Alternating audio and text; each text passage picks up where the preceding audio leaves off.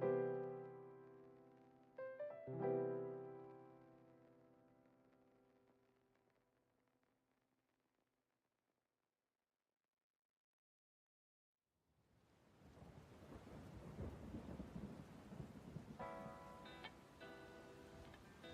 just a moment. Let me launch my stuff. Meanwhile, hello everyone. Good morning, good evening, good afternoon. Hope you guys are doing good. Good morning from New Jersey. Isn't it like way too late for you guys in US?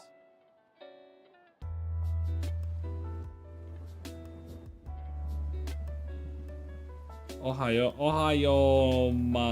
wait. Oh boy. Oh no, I feel like so sleepy, dude. I don't know what the fuck to do. All right, let me do this.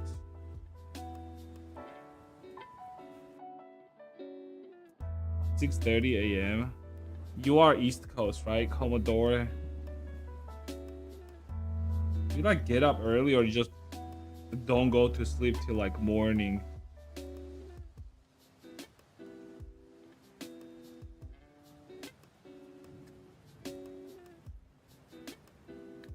What's the biggest time difference? What's the biggest time difference between East Coast and West Coast, right? Like time zone wise. Like how many time zones does US have?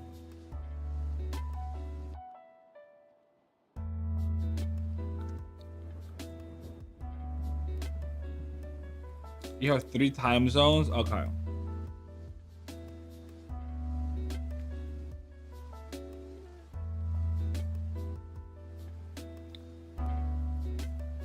Let's see, how many USA have? 9 standard time zones. You're not even correct.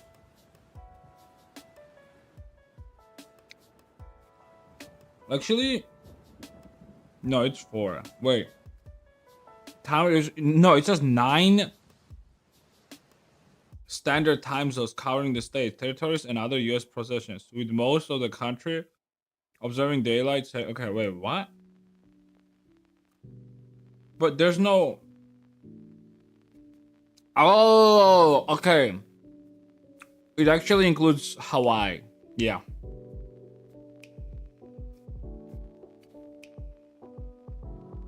But what about the other 3? Because Hawaii, Alaska, right? Pacific, Mountain, Central, and Eastern.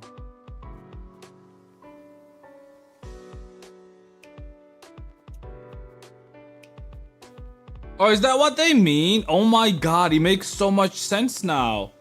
Whenever like people in US say like, oh, I'm gonna be like at 4 p.m. Pacific time, and I'm like, what the fuck does Pacific even mean? I mean, you very rarely hear like Mountain time. You mostly hear Central, Pacific, or Eastern, right? Central is like anyone basically that streams from Texas, so like most Twitch streamers, right? So they say like, oh, I'm gonna be on like 6 p.m. Central. It's like, okay, so that's what it means. That's crazy.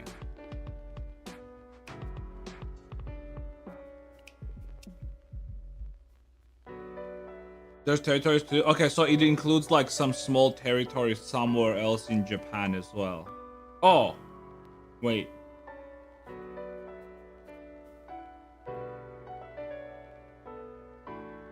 Oh, there's even like a thing, right? It's still crazy to me like how like you can be living like somewhere like on the like in Chicago, for example, like right near the border, and here you're gonna have one time zone, and then here you're gonna have another time zone. Like, how do people deal with that shit? Like, it makes sense if there's like river in between or like a lake, so like it's fine.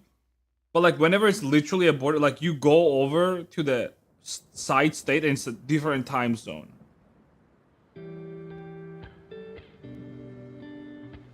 In Arizona, that doesn't do DST. What is DST? It's like daylight saving.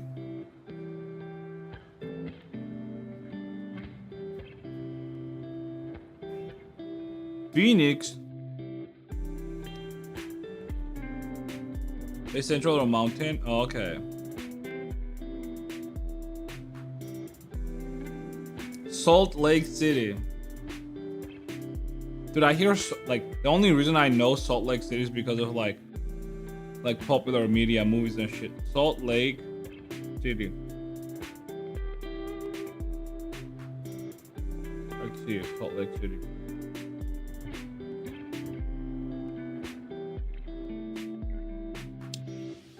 Is it because there's a Salt Lake? Yeah, the Great Salt Lake. That's it.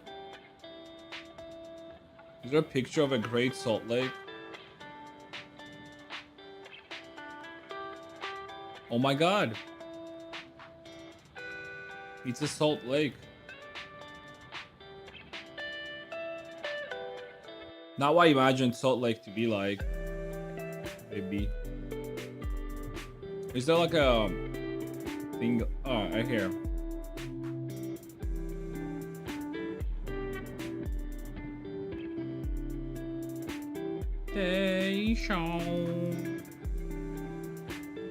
Not a big fan of this area, to be honest. Seems a little depressed. So, what is this area? Is this like where they dry out water? Ooh, what is this? Is this where they dry out water to get salt? I think so, right? It's some sort of a...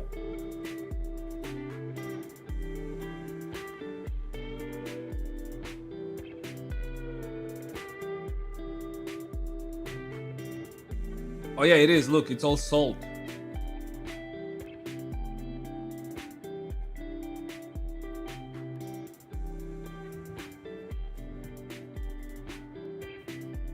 We all should do 24-hour GMT. Though if you do that, where you live might be sunny at midnight. Yeah, that would be weird though. I feel like that would be very weird because most people orient better like depending on like some general times, right? Like for example, if you say like, oh, I get up at 7 a.m. it's more relatable than saying like, oh, I get up at 3 p.m. in the morning. They'll be like, what do you mean 3 p.m. in the morning? By 3 p.m. it's midnight here. So what the fuck are you talking about?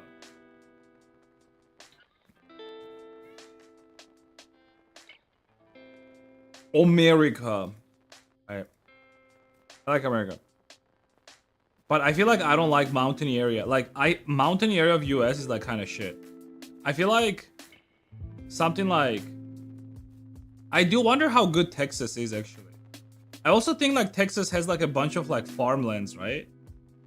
I would also imagine that Texas is probably the area where they grow like most stuff, right?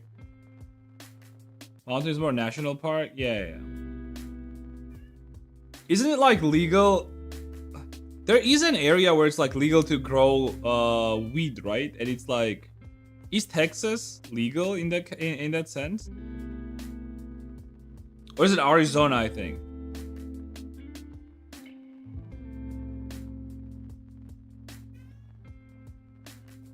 It's like a sunny area too. Guatemala. Gulf of Mexico, by the way. Fucking Google, dude. I swear to God. Come to Brazil. Fuck Brazil, dude. Portugal is where it's at, dude. It's not loading though.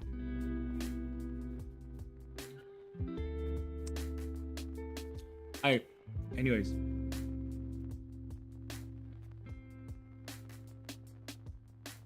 Dino, yo, thank you very much for the... I'm not sure how much that is, but thank you anyways. I'll check. Is that... What is VND? Vietnamese dong. Oh. Thanks for the dongs, dude. Thank you. Thanks for the dongs. Thanks. I'm gonna leave you a comment right there. How do I write a comment? time to reply to the super chat has expired. Oh. Portugal represent. Is Portugal cool? Like, is Portugal a good place to like go and live there? Because I feel like it is, right? Alright. Is everything alright? Oh yeah, the chat. YouTube chat. Vietnamese dong.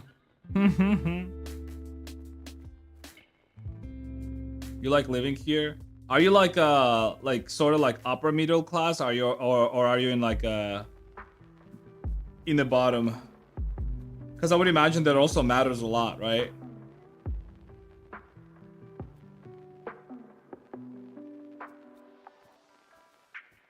I mean, I would imagine if you're like in Portugal and like you're in like some...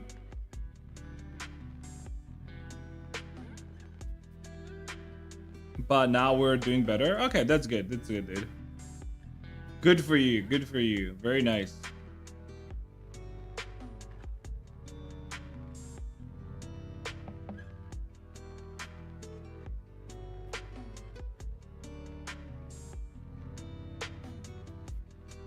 Most people complain, but it's very safe and we have decent public services. That's good. I feel like whenever people complain about their country, I feel like most of it comes from, especially if your country went through like some sort of like very drastic changes in terms of like law in the past couple years. It's understandable why people would be complaining. That's literally what happens in the countries when people are trying to like move to a more like safer legal way of living, right? There are always people in like society that do not want that way of living because they want to steal and they want to murder and they want to like do the bad stuff to get by in life, and well, a lot of people just don't want that, and then they start whining about it. We sort of went through like something like that here in Georgia as well, to be honest. Unfortunately, people are not smart enough to understand that, and we got overwhelmed. People are like quite literally supporting like murderers and like people that would like people that kidnapped people and then murdered them. Like, I'm not even joking. It makes sense though, right? When like half of your country is fucking related to criminals in one way or another, right? That's rough. Yeah, it is rough. It is what it is though.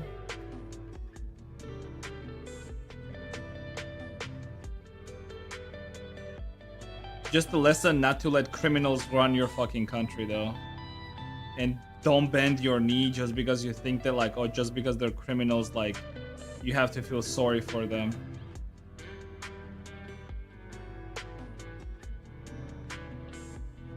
Dude, it gotten so ridiculous that like right now there is like some bullshit commission going on in Georgia, and they're basically trying to make this family as if they're heroes, even though their family literally were kidnapping and killing people in the 90s.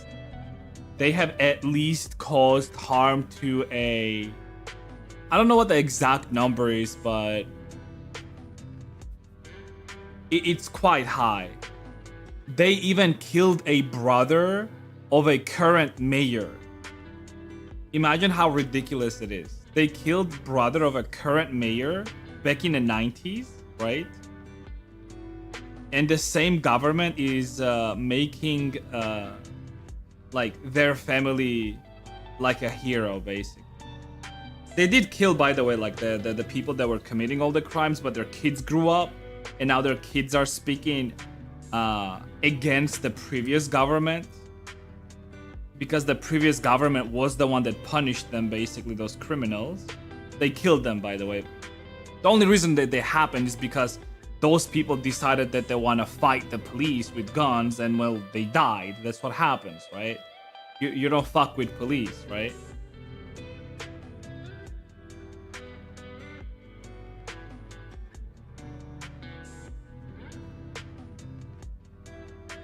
But yeah, their kids grew up, and their kids now they're trying to make that family a hero, or not a hero, but a victim of the previous government, basically. Poor criminals, right?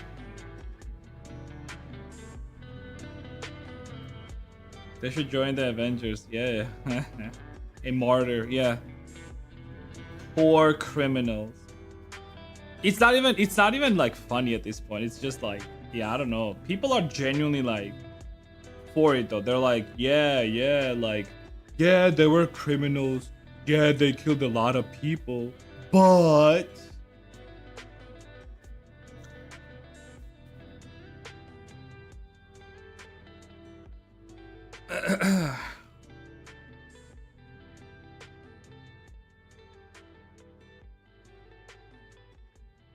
the worst weird. It's like sort of like same thing that is happening in El Salvador, and you have like American leftist media talking about how that's cruel the way they treat those criminals, right? They were literally like those gangs were literally killing people, and then you have American media talking about how El Salvador is treating those criminals like with cruelty. Fuck off, dude.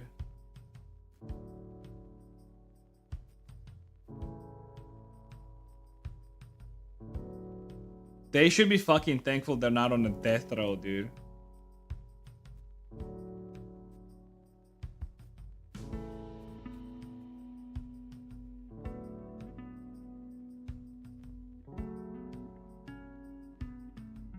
Yeah, here in Portugal, the worst we're dealing with is an extremist right-wing party that's gaining considerable power.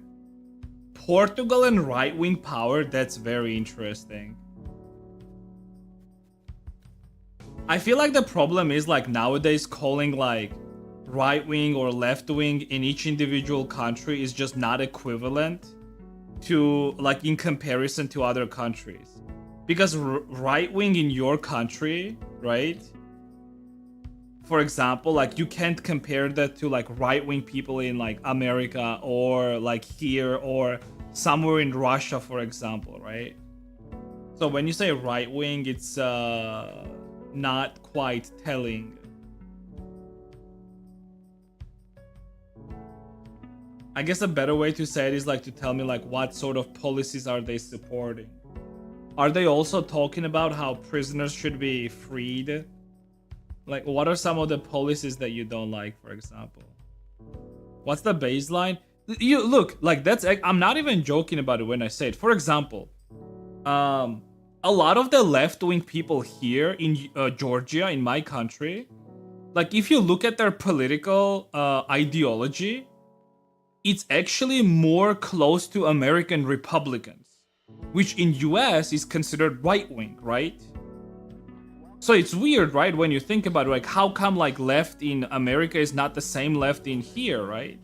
But it's not. Like most left-wing, like or liberal parties, for example, right, that are calling themselves liberals, are more closer in ideology to Republicans.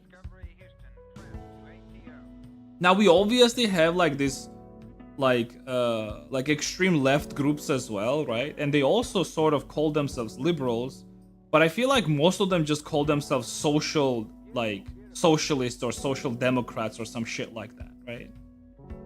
So like it's like social democracy is considered left wing, but is it really left wing at this point? Like if you compare it.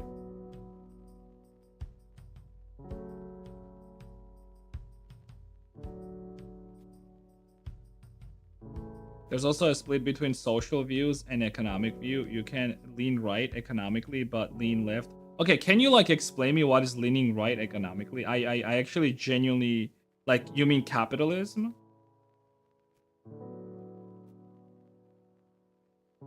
Because for example, like you can have capitalism under socialism as well. That's not really a, or like some form of capitalism under socialism, or the other way around. You can have some form of socialism under capitalism.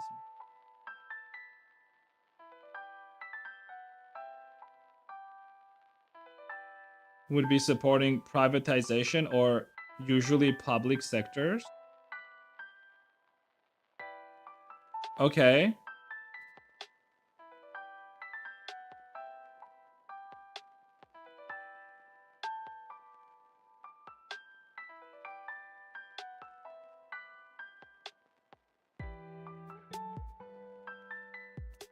You see, I generally don't see anything bad with privatization.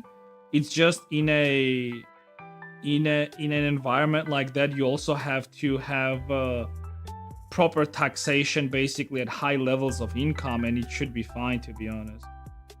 Although I'm not a big fan of like taxes as a whole, right?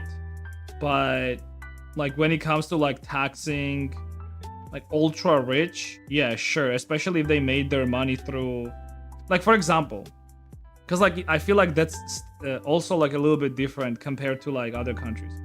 So Georgia used to be like a Soviet country, right? And we had a lot of factories here basically, right, that were owned by the state, right? But the problem is when Soviet Union fell apart, a lot of these factories started being privatized, right, by individuals. And obviously, a lot of these individuals were people that were close to people at the government at the time, right? So basically, if you had connections and if you had some good friends up top, you would be one of the few lucky ones that privatized yourself a factory, right? And now you're fine. It's all yours, right? I mean, you see, like cases like that, I'm obviously against shit like that, right? I would say, like, in cases like that, the best thing to do is probably put like the factory up for a sale, right? And then that money goes to basically government, and then government based like would use that money for like various things, right? I mean, for that you obviously need an honest government, but whenever your government is run by like mafiosi people, like there's not much you can do either way, right? So there's no real fairness in this case, right? Yeah, that's how oligarchy got created in Eastern Europe basically after Soviet Union fell apart. Specifically in Russia and Ukraine, right? I mean, most Georgian assets were just claimed by Russians anyways, to be honest, because Georgians were just not smart enough to keep it to themselves. They privatized it and they sold it right away.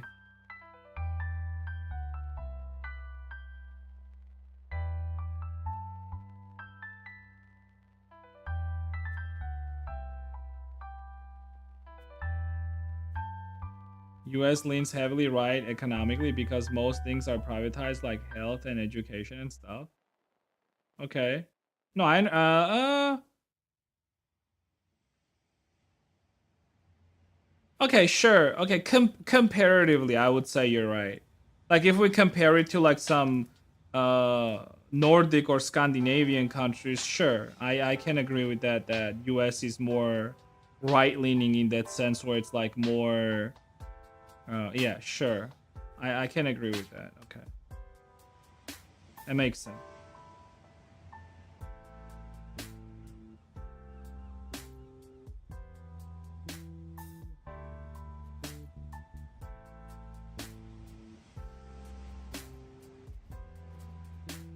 It's always relative. Yeah, of course. Yeah, sure. It is always relative.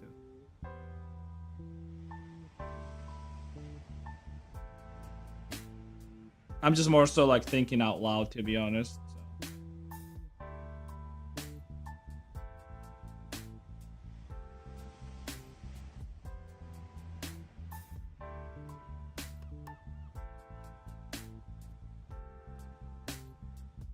What do you think of the current Russia? What do I think about current Russia?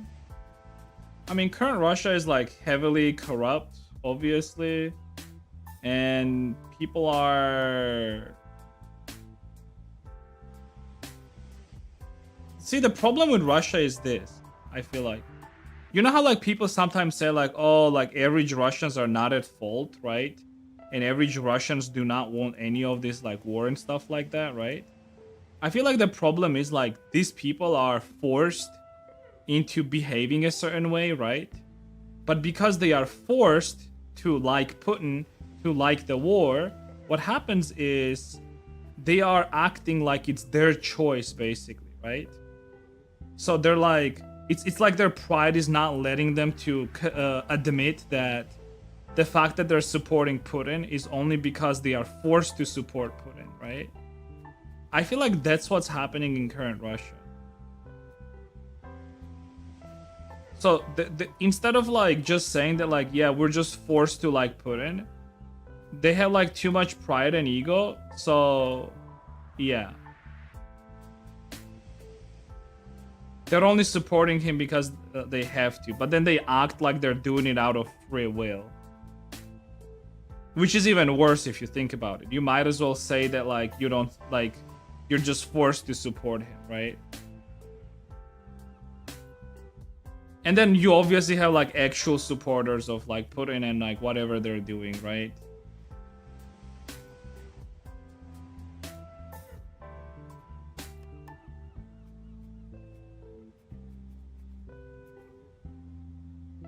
But I don't believe one bit that somehow like most Russians do not support Putin. Like that's crazy.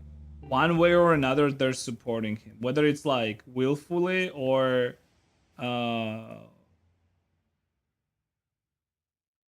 or they're forced to. Like, yeah.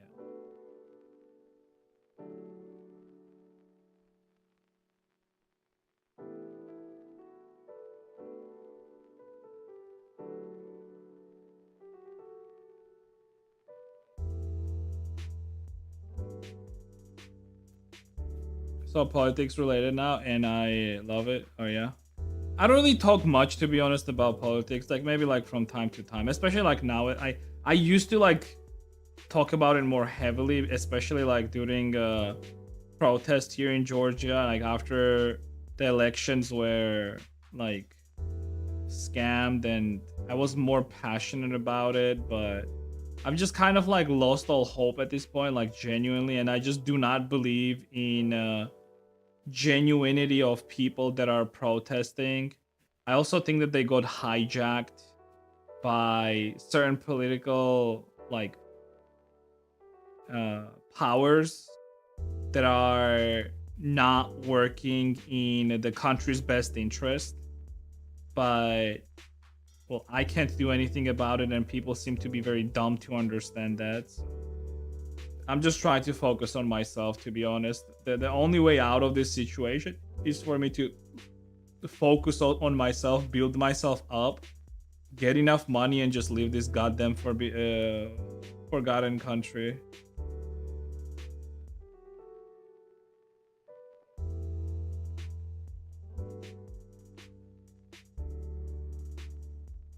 God forgotten. God forgotten country. Oh, Shonzo. Hey, dude. I'm stealing a boat and living in the Atlantic. I actually don't know what would be the safest place, like if World War III happens. If it happens, obviously most of the war is gonna be happening on European soil. Let's be fucking honest, first of all, right? Because it is 100% gonna be Russia versus Europe. And it's just gonna be a lot of what we already see with Ukraine, right?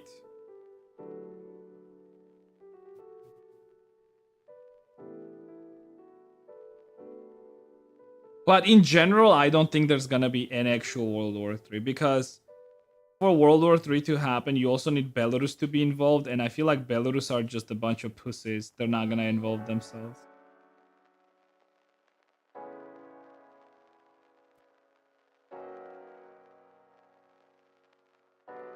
Reserves?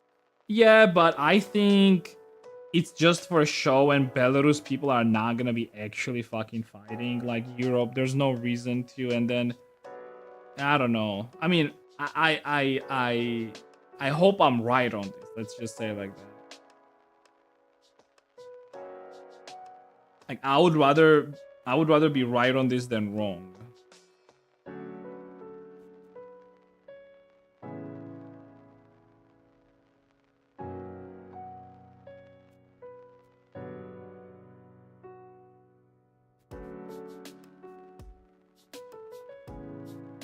That is also true, I guess. Yeah. Lukashenko will have to follow up at some point. To be honest, back when Portugal are similar dictatorship, if the secret police found out you even thought something like that, you'd be arrested of not even killed. Yeah, you still didn't tell me, like, so as far as like Portugal goes, what's the people upset about? Are they upset about, like, I actually do not know what happened in Portugal in the past like 15-20 years.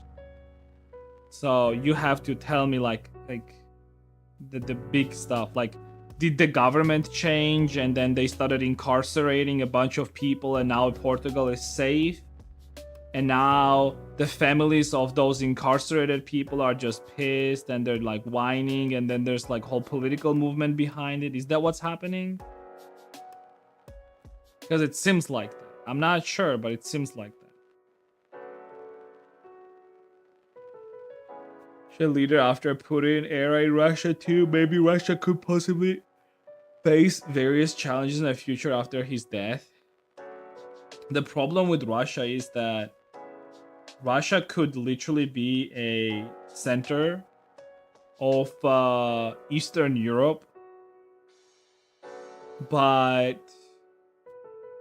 yeah, I don't know. Like it's the type of problem of like saying like the only bad thing about Russia is Putin, and it's just him that's like making everything bad. And if he was not there, like things would be better. Like, that's not how it usually works. Like, in any dictatorship, even Nazis, if you think about it. Like, if you think that, like, it was only Hitler's fault or all these bad things were happening, yeah, you would be wrong. It was not. It's usually just a pyramid, right? And it goes, like, from top to down, right? And at any point, well, up until a certain point, I would say, right? So you have, like, a pyramid of power, right? It's a bad pyramid. You have pyramid of power. Like at the top, you have your leader, right? The L, right? And then this leader has like his like main people. Those main people have their generals. Those generals have their captains. And then you have like your like average people, basically, right? I feel like I would say like probably like this part of the pyramid is responsible for all the bad stuff that's happening, right? The top side, the top three side. This is the leader, L, right? His immediate circle, and then their people, right? Because at any point, even if these people say no, none of this is gonna be happening, right? I mean, these people are still like responsible and they are still like victims of their thing, right? But it's not just this person, is what my point is. It's at least like these three people, or these three whatchamacallit? Like positions, basically, right? The leader, like his immediate circle, and then like their like people that work for his immediate circle, right? Like they are the most responsible. Upper and middle management. Yeah. It's the CEOs and the middle management, basically. Everything at the bottom, I mean, they can, like, if one person here says that I'm not doing something, or even 10 say it, okay, they're dead, basically, right?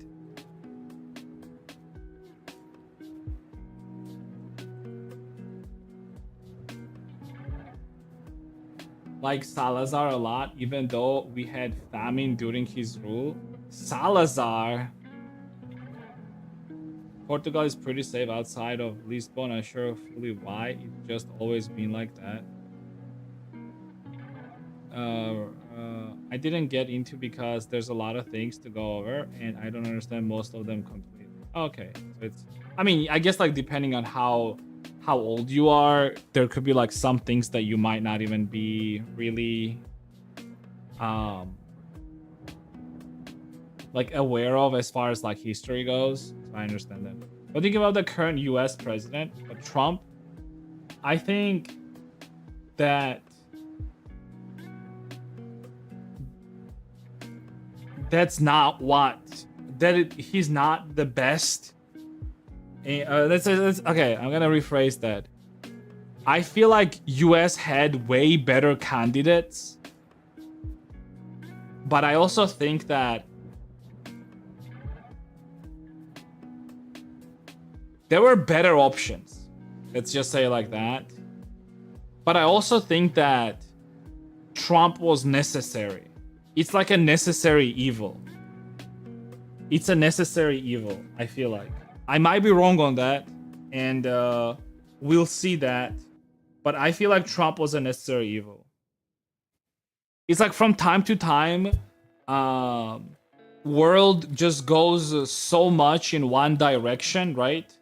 That you need like some sort of like a shock therapy to wake people up and be like, yo, what the fuck are you doing? Like, wake the fuck, snap the fuck out of it, right?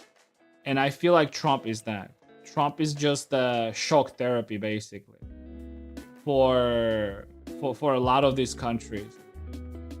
I feel like specifically Europe, because Europe has been doing a very bad fucking job in regards to pretty much everything that they do.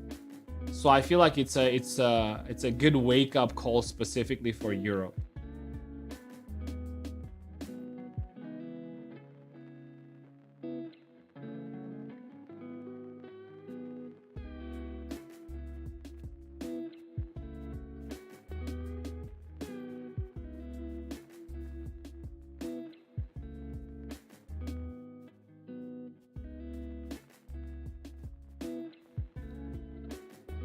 Cause like culture is going to shit. There's more and more crazy people that are in positions of power. And it's just not good for anyone, basically, right? You really need to stop that shit at some point. So, yeah.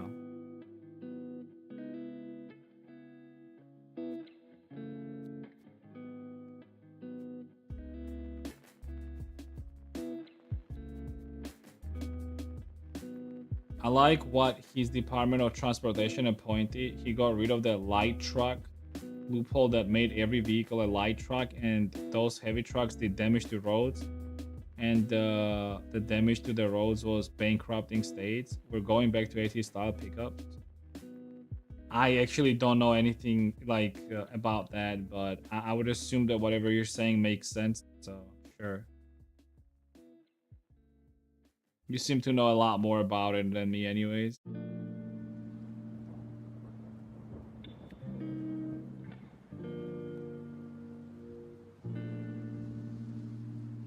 What do you think about Asia countries? Will they be able to go on par with America or surpass them in the future in economy and power, especially China? Dude, you're asking me as if like, okay, so this is just my gut because I genuinely don't know much about China. But I feel like China does have some problems, at least like the way it seems like it from the stuff that I watch. But they're very good at hiding that shit, right? And as far as like them surpassing US, I genuinely don't know. I feel like I'll say like this: if US got another Democrat president instead of Trump right now, yes, China had like very high chances of doing that. Because I was actually saying this to my wife the other day. Dude, it really feels like in US at least, Democrats are the new conservatives. I swear to God, Democrats are literally the new conservatives. They just want to keep everything the way it is right now and potentially make it worse.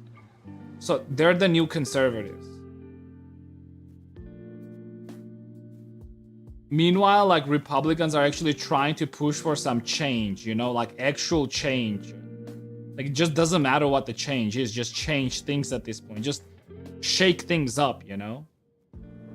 And that's what I'm saying, like, I don't know if it's like for the better or for the worse. I genuinely don't know.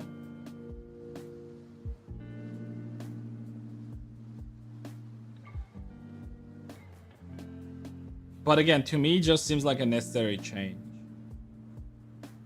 Because you can only bend like you can only bend things, or it's like a rubber band thing, right? You can only pull rubber band so much when it just starts going back, right? And you really don't want to snap that rubber band, because when you snap rubber band, that's just civil war at that point, right?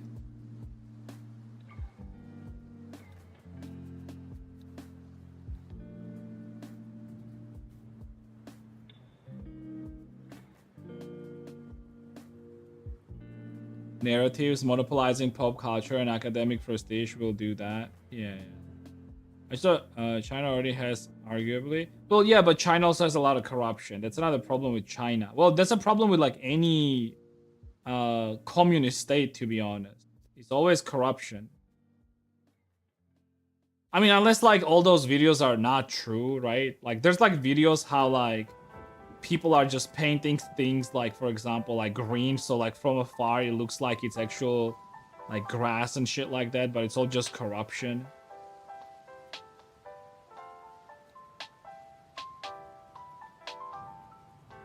So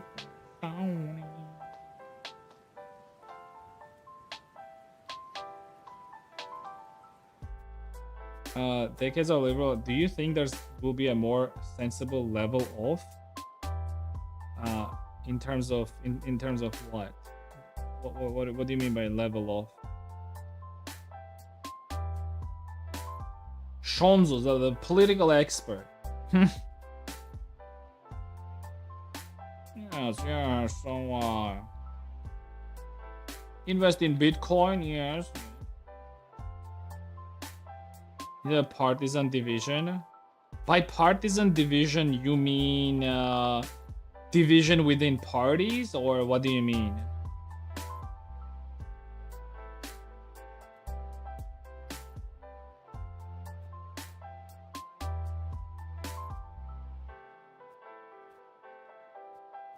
You gotta speak some simple English with me, dude.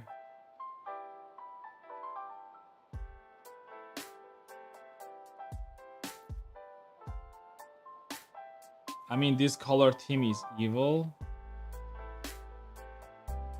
I still don't understand what you mean. Like, are either of the parties gonna be pushing each other as if like they're the evil one, or what do you mean? I'm really sorry. I'm like, I genuinely don't understand. I'm either maybe I'm just dumb. Maybe I just like my sleep. I just didn't have a lot of sleep today, so.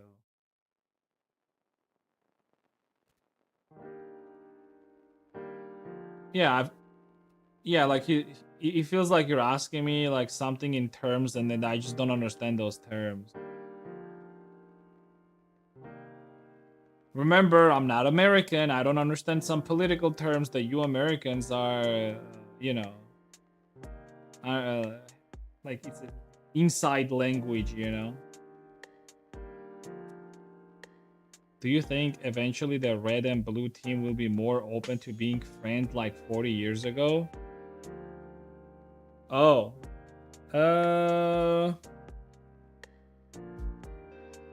I feel like that heavily depends on Democrats, to be honest.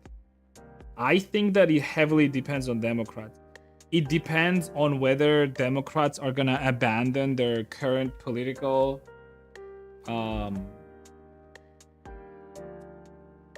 like direction that they have, which is focusing on minority groups and like women and some other issues, right? It depends whether they're gonna abandon it or not. But I feel like the problem is they are just so fucking unpopular with American people as a whole that if they abandon this group, they're not gonna have any other fucking support whatsoever, which is gonna be a sort of like a career suicide for them.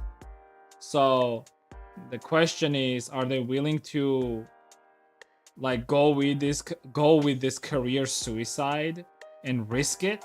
Like, I don't know. Like, I genuinely don't know if they are willing to do that. It's like a very shitty situation where it's really fucking hard to get out of it as a winner. Because like, look, if they abandon their current political agenda, right? Obviously they're gonna lose these people, right? And they already do not have support from the other side, right? Like the moderates, right? So like, what the fuck are you supposed to do? And well, the best bet they have is just keep pushing, right? And then keep radicalizing people. That's another thing, right? That the best bet they have is just keep radicalizing. That's the other way they can do, right? And they really don't give a shit about people, obviously, right? But that's the best bet they have. Is if they just keep radicalizing. And that's what's exactly happening if you think about it. Like, look at the cases of like things happening recently. Like the guy killed a bunch of like Israeli people in Chicago for no fucking reason whatsoever. And his justification, like he only did it because they were Israelis, even though those people were literally working for like some peace stuff in Gaza, right? They were helping Gazans and shit like that, but he killed them only because they were Israelis. Like, that's crazy. And that's like just one level of radicalization. I'm not even talking about like Tesla burning cars, but that's not happening a lot anymore after a couple arrests, right? And people go to prison for that. Yeah. Are to blame for the radicalization and polarization of the American public. Dude, their rhetoric literally is to villainize, dehumanize, and then justify their violence against people. What are you talking about? Have you really not been looking at news and not been looking at like headlines and shit like that? Bro, okay, look, I'll give you an example. You know how like Biden, they announced that Biden had like colon cancer, right? Most people were wishing him like health and wishing him that he was good. And then there was another group of people that was saying that like they wish it was Trump. Now, can you tell me like which group would be wishing for the for which group would be wishing Trump to have colon cancer?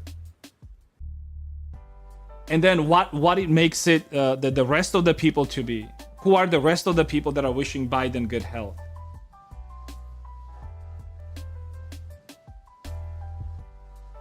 I mean, I'm not denying that there are some like left-wing people that are wishing him health as well, right? But you only have those two groups. One group is wishing him health.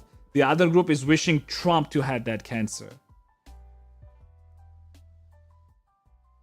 That's not the party. Yeah, but like the party and their speakers are responsible for radicalizing people, because when you normalize dehumanizing the other side, dude, okay, look, I really can't sit here and explain you the idea of dehumanization and how it works in society, right? When you specifically try to do that, whenever you like, look, this is like something that they did during wars as well. Every time during wars, this is what they do. This is how they dehumanized Nazis, for example, right? Because, I mean, look, like even for you, right? Like right now, you probably think that Nazis were inherently bad people and you should kill Nazis, right? But what about the 2 million innocent women and children that died during the bombings of Germany? What about them? But you don't care about that because, like, to you, Nazis were dehumanized. They're the bad people. They deserve death, right? And you don't care about all the innocent people that died during those times. Because, well, they were Nazis, right? Now, I'm not defending Nazis. Obviously, they did some terrible things. But I'm saying it's disingenuous to not understand that there is a certain dehumanization that's happening right now, right? And it has already caused multiple examples of violence where people have died.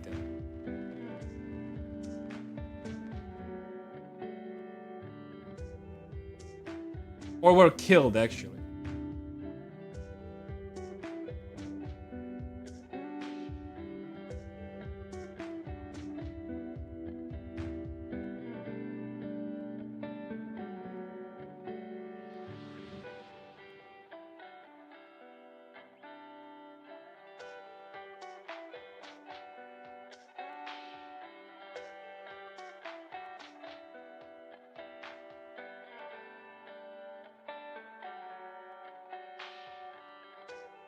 I care about innocent lives, but victims are unavoidable side of.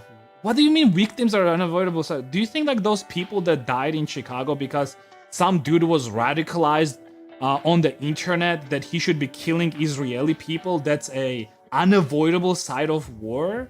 What the fuck are you talking? Okay.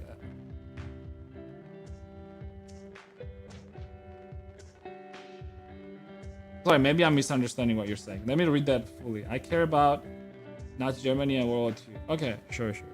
Sorry, my bad. I should have read it fully. Would you save those innocent lives at the risk of Nazi possible? That's not what my point was. My point was that dehumanization tactics are a very common tactic whenever you're trying to win over your enemy, right?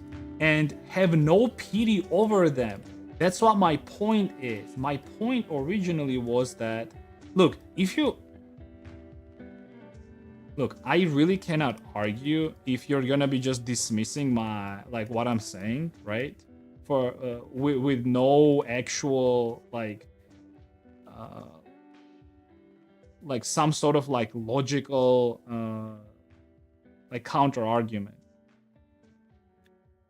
I'm telling you that there's a certain level of dehumanization is happening and radicalization, and you're telling me that that's not happening, right? I'm giving you examples of when it's happening, how it's happening. You're telling me that's not it. I'm telling you why that usually happens, and you're still telling. Okay, it's fine.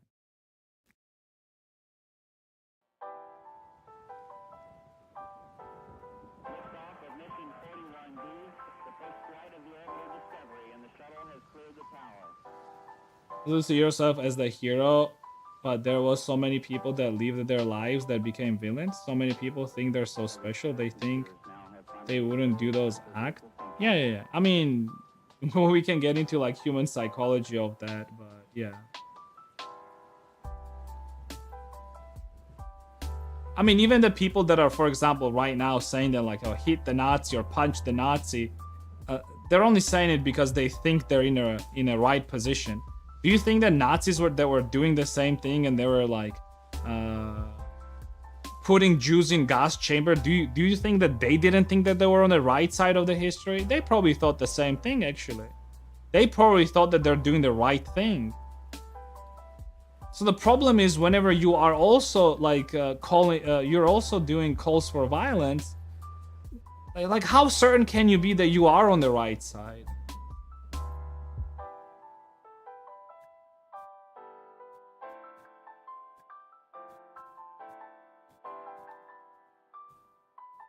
First, it's gonna start with punch a Nazi, then it's gonna be kill a Nazi, then a bunch of people are gonna die, and that's how you get civil war.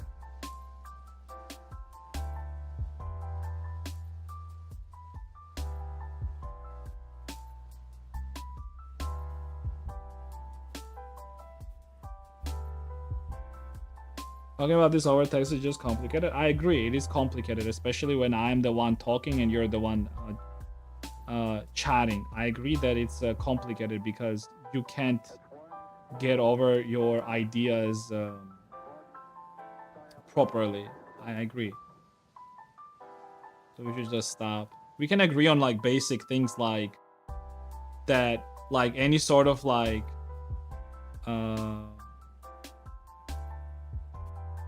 any sort of extremism is bad. Any sort of calls for violence is bad. We can agree with that and then just move on. There's no more points to be taken here. Oh, fucked up. This heavy stuff. It's not that it's heavy stuff. It's just more so something that other smarter people already talked about this and explained this, and I'm not saying that you should just give up your own free will and free way of thinking and just listen to them, but other people can put these ideas in words way better than I can, right? Because it's literally their profession.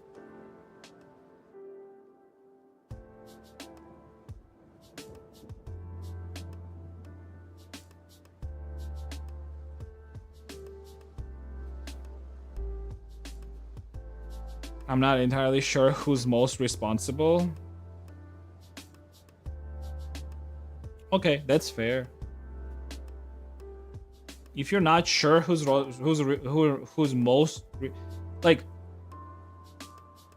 what I'm the only thing that why I disagreed with you on start was to say that, like, because when you said that, the way I interpret it is as if like it's the actions of for example, like Trump is in power right now, right? And it's his government in power. So basically, they got chosen by the majority of the people, right? So now they're acting on behalf of those majority of people, and then they're taking some laws that they initially said they were gonna take, and now they're doing it. So to say that, like, just because they are doing what they were elected for, like it's justified to use violence against them, that's what I don't disagree with, right? So what, like, if you're saying that like radicalization is happening because these people are doing something that the other group disagrees with, I disagree with that. I don't think that's why the radicalization is happening.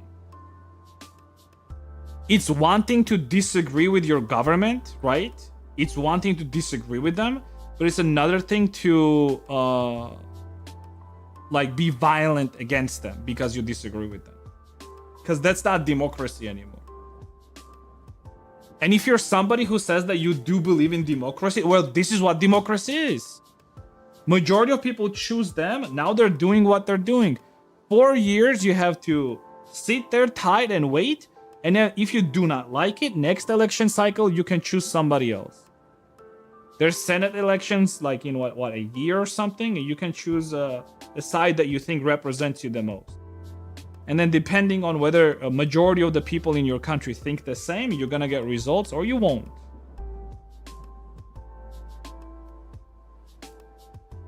I just disagree with the rhetoric that like just because just because like a group of people that are in a minority in your country disagree with the current government, they can now use violence against them. That's ridiculous. Because then that's not democratic. That's literally against democracy.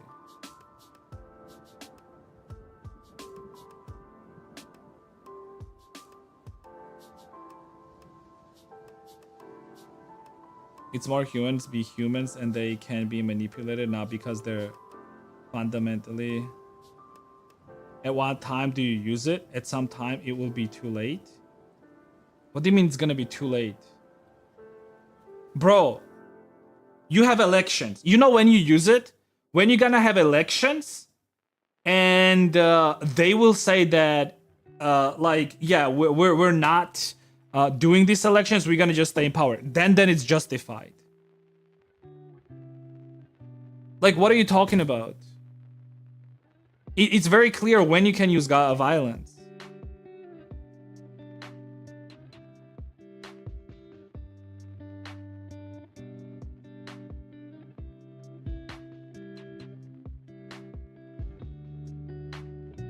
With that logic, would you say that, for example, with that exact logic, do you think that people at like January 6th were justified to do what they were doing because they thought that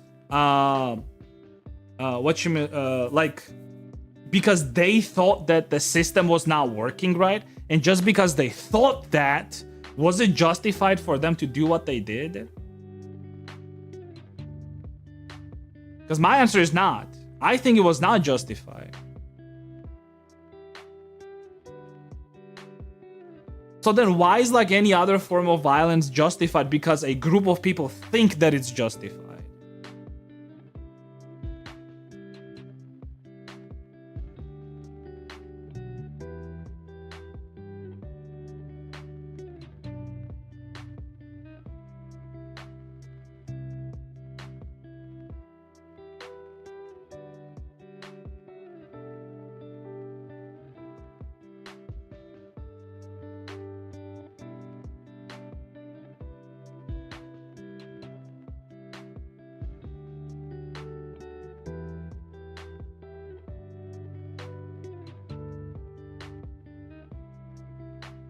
What if the elections is rigged? Well, it has to be proven, right? And that's the point, right? Like, if you can't prove it, then well, then just can't prove it. You can't act on like just because you thought that it was rigged, and now you're acting on it. That's why those people got in prison, right? That's why the people from January 6th got in a prison, right? Because they thought it was rigged, but it was not proven, and then they got in prison.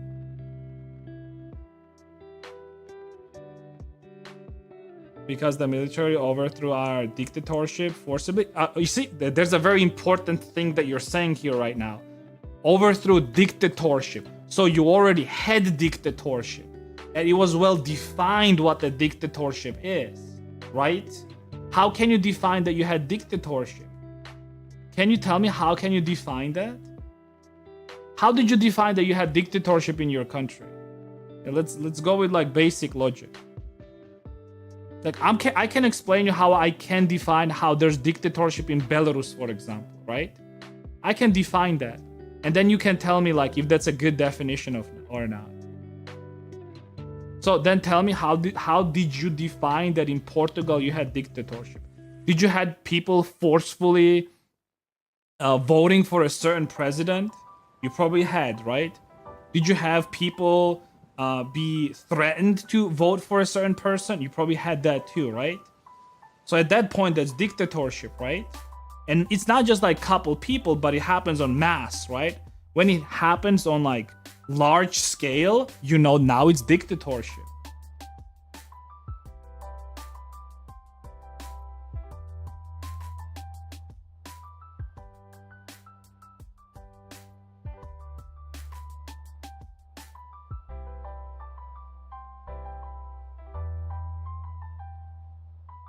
Yeah, so there are some clear signs of it, right? But the main sign is whenever you have elections, and during those elections, there's a very high data that shows that there have been an enormous amount of cases of threatening voters, of forcing them to vote for a certain party, and so on and so on and so on, right? For example, we had a case like that here in Georgia. During our previous elections, we had that happening. Muted? Hello? Oh, yeah, I'm here. Our developed are mainly fused with capitalists. To be honest, it's more like socialist with capitalist economy. Oh, you mean the China thing? Right.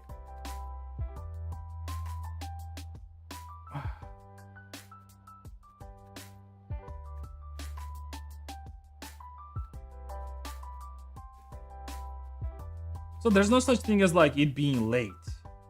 Like literally throughout history of mankind, there's there's never like too late.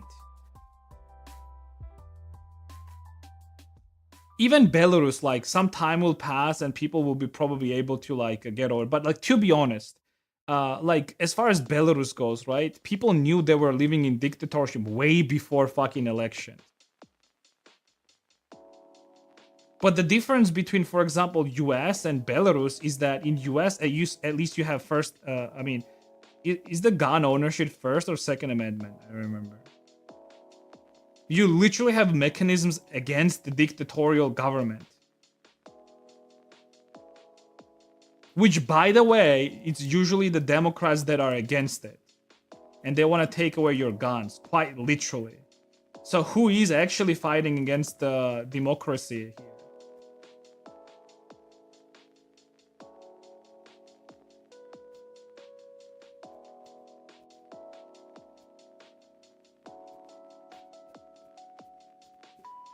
I always enjoy social commentary time with Shanza. Yeah, what up?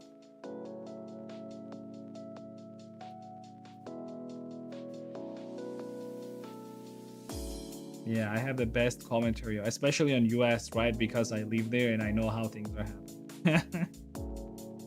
No, I think actually you don't have to really live in US to make a commentary on what's happening in US, because I feel like you can give the best commentary, especially when you're an observer, right? From a side. Actually, not always. Okay, I'm wrong on that. Not always. Sometimes your commentary might be dog shit. So, yeah.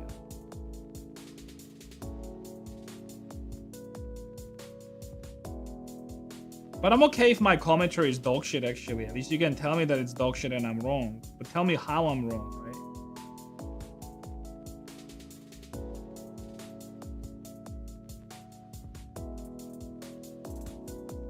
Nobody says something because of propaganda. It's kind of weird. You have mechanism, but if you shove it in your ass and nobody says something because of propaganda, it's kind of, I actually do not understand what you say. If you can give me a better example of something like that, I would gladly hear it. I gotta go, chat. Take care, Mr. Dino. Europeans see US politics as pro wrestling. Dude, Europeans are probably like, Europeans are so bad at politics they can't even say anything. They're not in a position to comment on anyone's politics, to be honest. Because European politics are probably one of the worst fucking politics that are happening in the world right now. It's this like dog shit virtue signaling politics, where at one hand they're making these big claims that like, oh yes, we're helping Ukraine, we are for Ukraine, we stand for Ukraine, and like this like big ass photos, and like they're all stand together like they're the heroes. On the other hand, Europe is not receiving enough weapons and they're losing territory on daily fucking basis. Great. Good job, Europe. You did it again. I feel like Europe cares more about optics than they care about like what's gonna be happening to Ukraine, actually. Like they more so care about like how people see them. That's why they're always like making these like big speeches about how they care about democracy and how they want to help them and shit like that. It's all virtue signaling, right? All of it is just virtue signaling.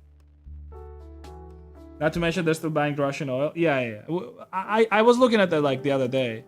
2023, 120 billion. 2024, $80 billion worth, or euros worth.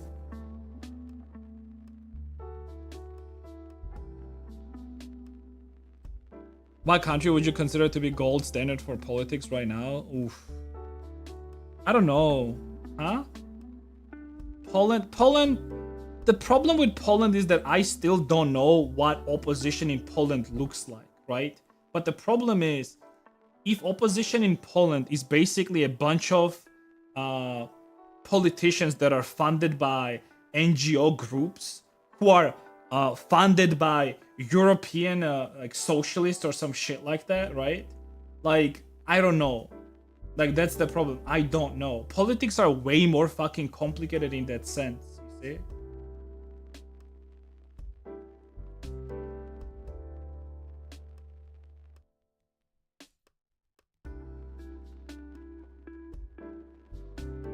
European politics just show. That's why I said like European politics is just virtue signaling, and it's all about optics. You know what optics are, right? It's basically how things look, right? So Europeans only care about how things look. They don't care about how things are. That's the biggest problem with Europeans. Like they only care about how things look. That's it. And how it makes them look in particular, right? Because if they're doing some stuff and like it makes them look shit, well, obviously they don't like that.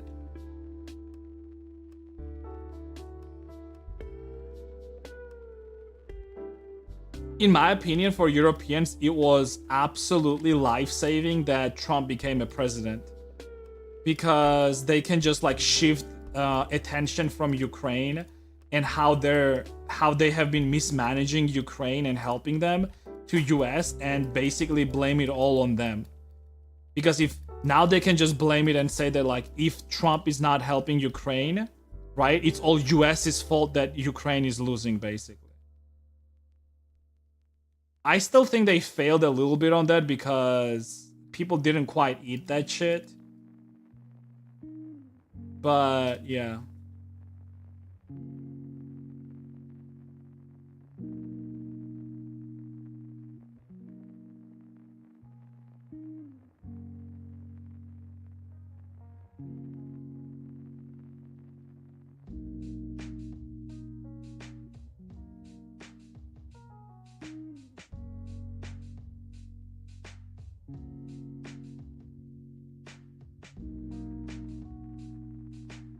Isn't Bolivia that having some serious politics going on and Ursula von der Leyen sent in German force to country to stay together?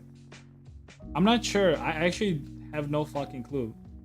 I mean, I fucking hate that bitch, dude. She literally looks like mom from Futurama.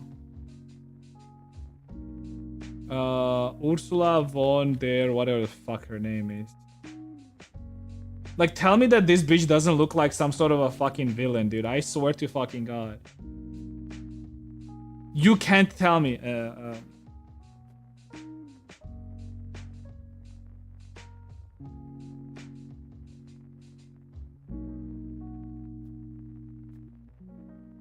Bro, she literally looks like this bitch.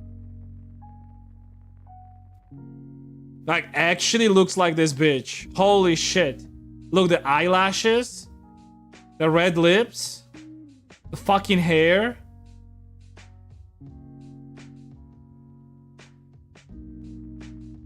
And by the way, if you did not watch Futurama, she is a character who acts all nice and cuddly, and she's like this favorite mother of all robots, right? But in reality, she's a fucking villain. And she's very fucking evil.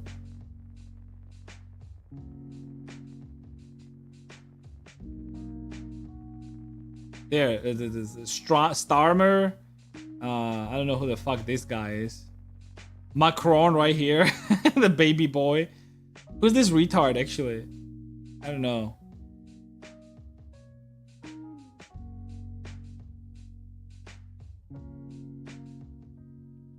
What I heard about Bolivia is that it has 3 presidents, and each president a different section of the country. One of them wants to leave Bolivia and join Serbia. Fucking Baltics, dude. No, that's not Baltics. That's Yugoslavia, right? Technically speaking. Actually, the Baltics are the northern ones, right? Like the Estonia and shit like that.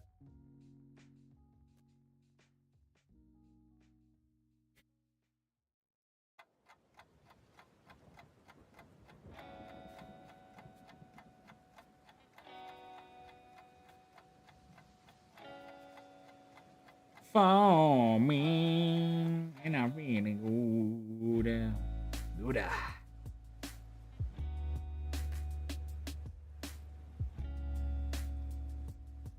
Tell me how I feel.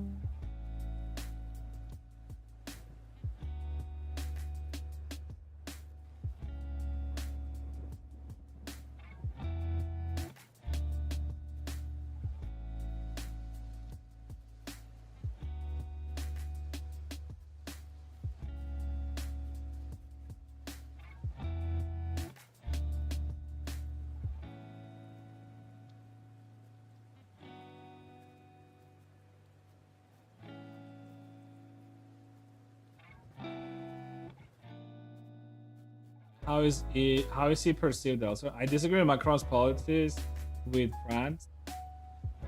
I don't even know what Macron's politics are or policies are. What are Macron's like main policies?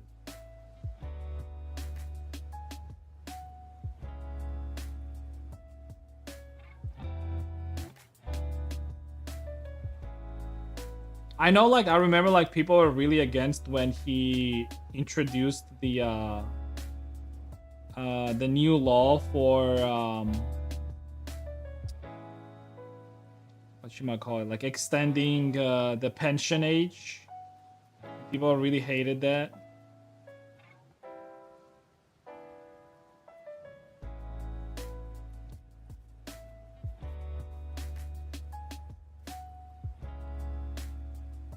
I mean, that's not even like a bad thing itself. The problem is like what that means. What it means is that like France government is just cannot fucking handle current economic situation. So what they're trying to do is like delay it by a couple years, basically, right? Because if you're gonna start paying seniors later, you're just essentially delaying when are you going to be paying them, basically, right? It's just a small fix basically. Wax legs. What, Mr. Wax legs? What do you think about Macron, Mr. Rex Legs? Did you see him getting slapped the other day? I mean, to be honest, he was not really slapped. He just got pushed by his extremely old wife.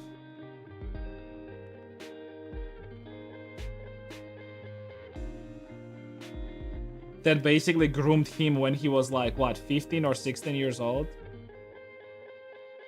Why is nobody talking about that, by the way, that Macron was groomed by his wife when he was younger?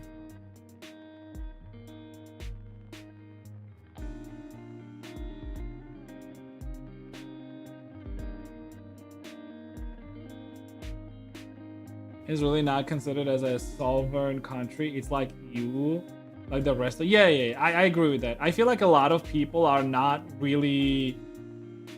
I feel like that's the problem with European Union as a whole.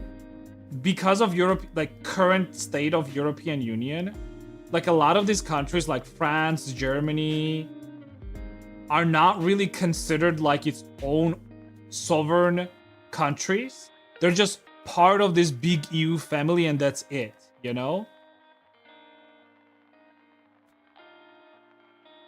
And I feel like a lot of people are sort of like tired of that too. Like, a bunch, and the problem with like European Union is like they have like way more fucking reach, right? As far as countries goes, right? And they have like way more power over them. So like how the fuck is that even fair? And their leaders barely fucking change. I mean, you can literally just have same person like for a very long fucking time, right? So how the fuck does that make sense? Especially if they are in power and they have like more say over how countries are gonna be doing. Like for example, like the ridiculous tax that they have on Poland for not letting in refugees. Like that's retarded.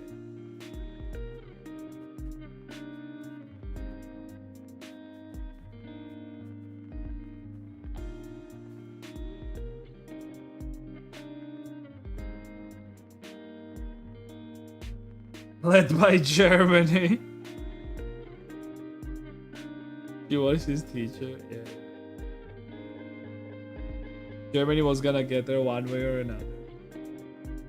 Yeah, I don't know. I don't know if there's like a lot of like, I don't think there's a lot of nationalism happening in Germany, to be honest.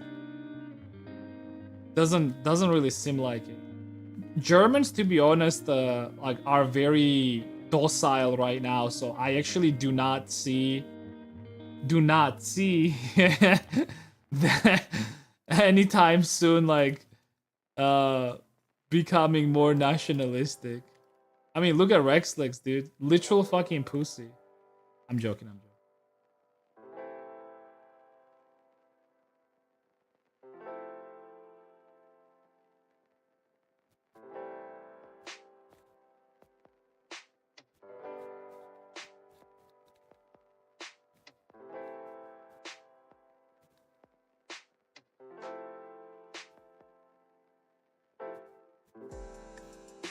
The thing is, like, I feel like sometimes things are like not as bad as like sometimes media makes it to be, even when it comes to like migrant problem in Europe and whatnot. But yeah, I don't know. I'm just hoping that German people are way more smart about it, and they know more about it than I do, and they know what's best for their own country, right? Like for example, Rexlex, right? I can argue with Rexlex like what's good and what's bad for his country. But ultimately, he's the one living there, and he probably knows way more, and he knows better what's good for his own country, right? At least, like, I have faith in that, right? I have faith that he knows what's best.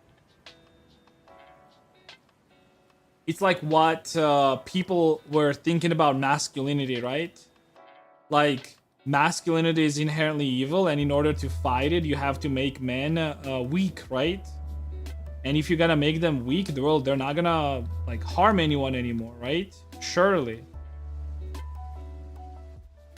That didn't work, by the way.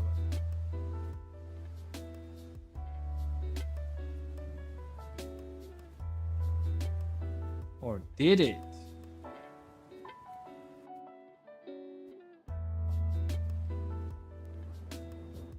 Any weak men in the chat? Can you guys tell us about your experience as a weak man?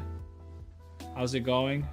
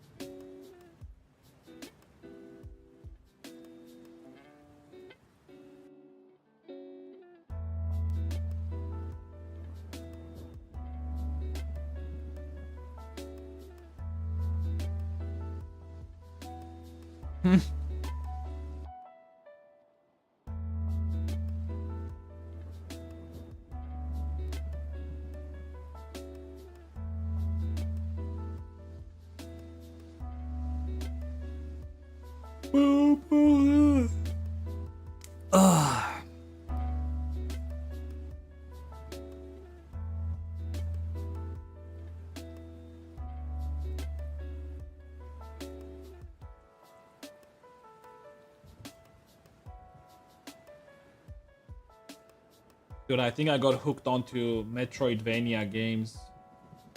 I played Blasphemous 2 the other day. And I was like, oh no, I want more Metroidvania. So now yesterday I started playing Ender. Remember Ender Lilies? They also released Ender Magnolia. Also a good game. Very nice.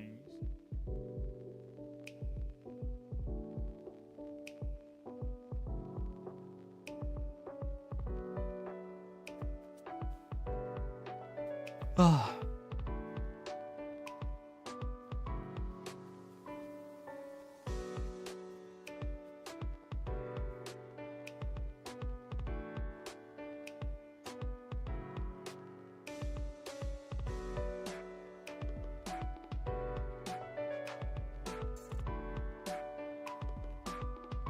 Germany needs strong army. Wow, strong army. I remember like Gamescom actually had recruitment places. I think the first Gamescom I was there, they had it. But then since then, I've never seen it.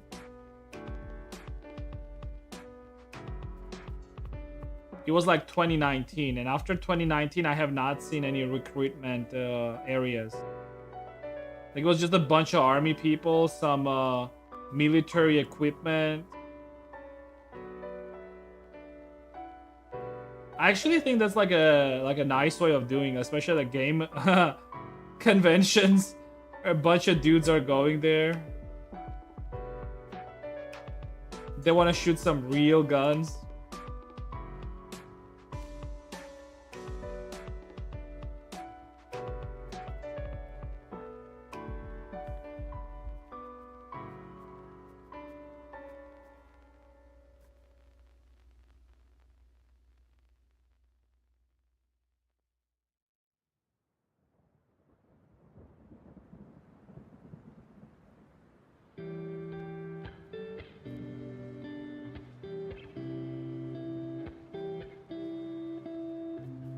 Beep, beep, boop, beep.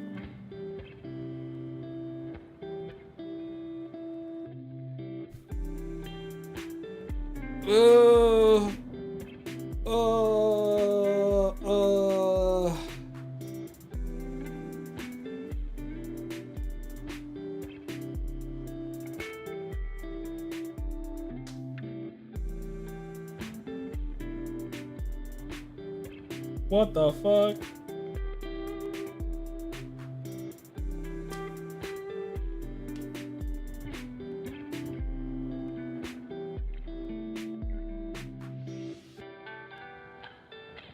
Nukes don't help when the enemy's already on your territory. Yeah.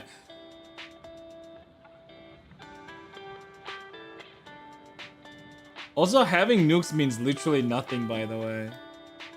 Like, it actually means literally nothing. Because the nukes are basically like a last resort. The problem is, like, if you're saying like, oh, nobody's gonna attack France because they have nukes, that's actually like still very fucking illogical. Because if France uses nukes, okay, then Russia will use nukes. So unless you're the psychopath country, and I'm pretty sure France is not a psychopath country, like they're not gonna use nukes. Because using nukes means that, like, yeah, you just forfeit not only lives of you, if anything, you have forfeit the lives of your own people. And Europe being like mostly utilitarian, do you really think they're gonna be the ones using nukes? No.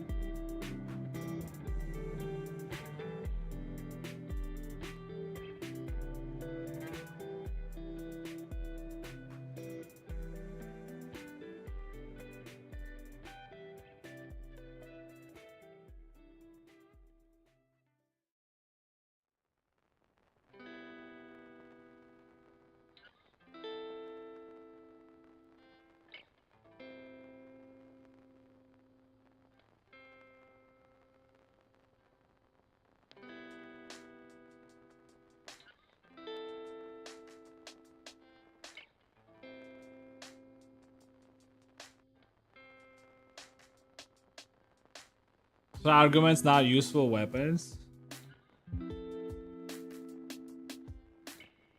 Nukes are still very scary, obviously, you have to understand that. And it's a last resort that a country has.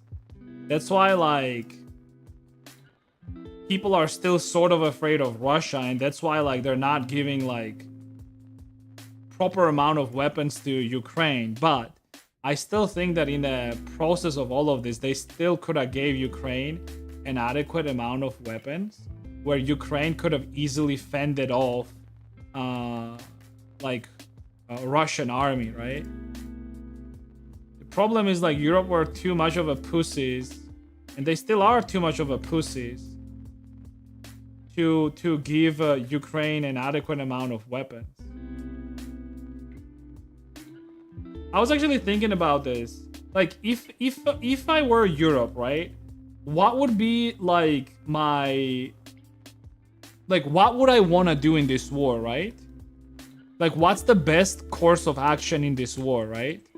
Where I would say, like, this is the best thing I can do during this war. Well, what I would do is I would actually make it so Russia is basically getting slowly, not defeated necessarily, but they're slowly using up all their arsenal, right?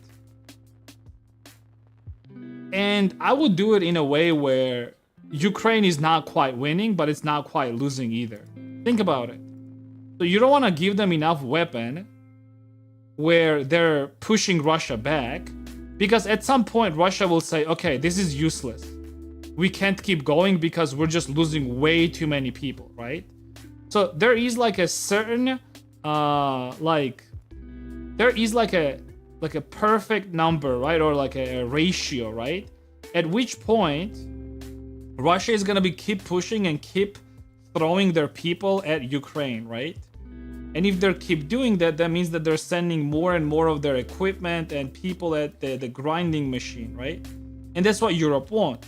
Ultimately, Europe wants Russia to get weaker. And the only way you can do that if you let this war just keep going, right? Now, is that good for Ukrainians? No, of course not. It's not good for Ukrainians because they're dying. Unless that's also your goal.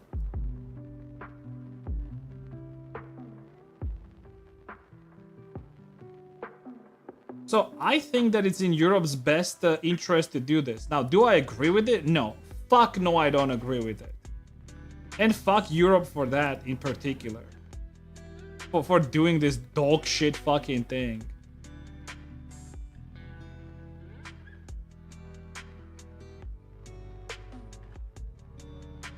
You think more like a Stellaris player? You say welcome, brother.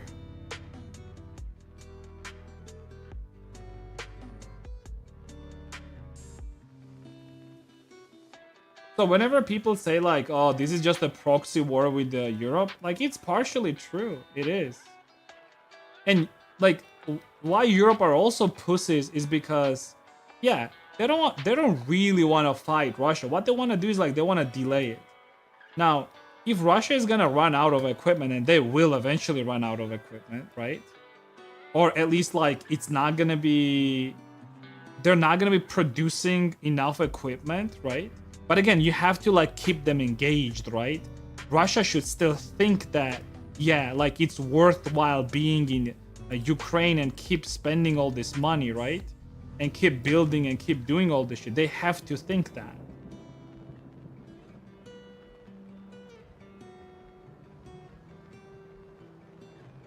At this point, I'm just like genuinely questioning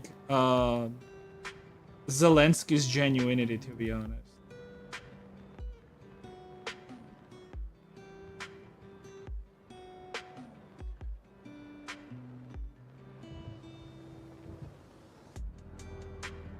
It's like the whatchamacallit, it's like the moral dilemma. What do you call it? The train moral dilemma, right? Like, do you just stop this war and save like millions of Ukrainians? Or you continue this war, a million Ukrainians will die, but like tens of millions of Europeans will also like be safe for the next 20 years. Not million, I would imagine. Hopefully not million. Yeah, the trolley, yeah. The moral trolley problem.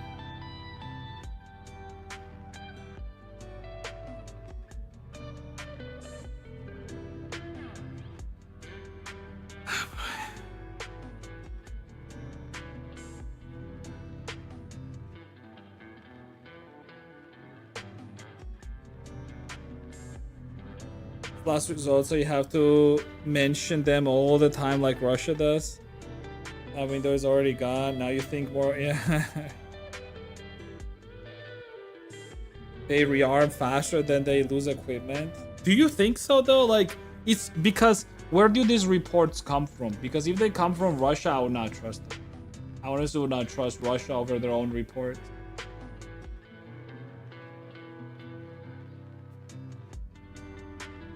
Yeah, I get that, but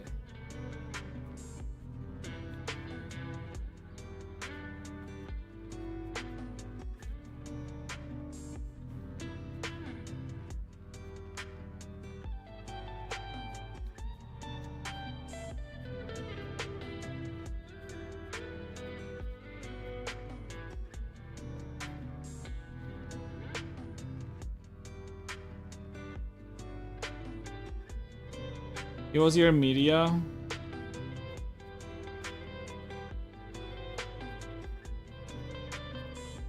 Well, look, they still have like, yeah, I don't know. I mean, I don't know. I don't know. I don't know. I really don't know. I'm thinking it. I genuinely don't fucking know. I don't understand. I don't know. I don't know. I don't know.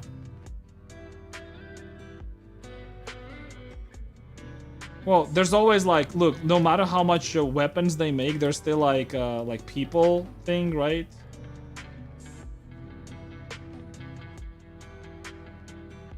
Also, like historically, like both Europe and US have bailed out Russia multiple times.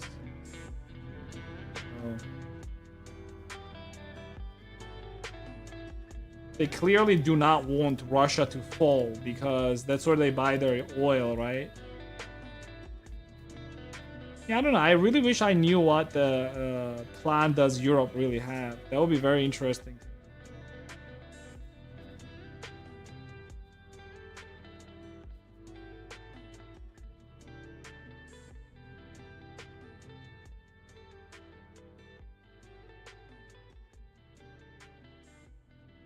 They still have the undesired population. Who, Russia? You mean Russia has the undesired population? Do you think that Russia is also using this war to get rid of their undesired population? What is your thought on that?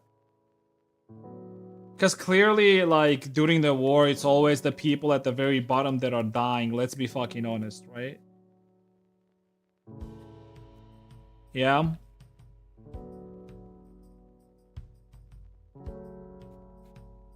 Uh-oh.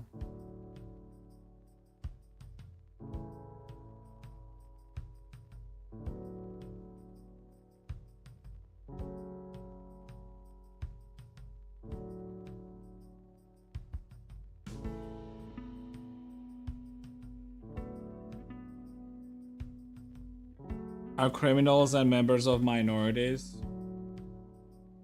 Well, I know that they, for example, they always mobilize people from like dog shit parts of the Russia, like Yakutia and like some other parts. Especially the parts of the country where it's they're making the lowest amount of money. Like, for example, they on purpose are not touching cities like Moscow, right? Big cities like St. Petersburg. Well, there are some drafts that are happening there as well, but, you know.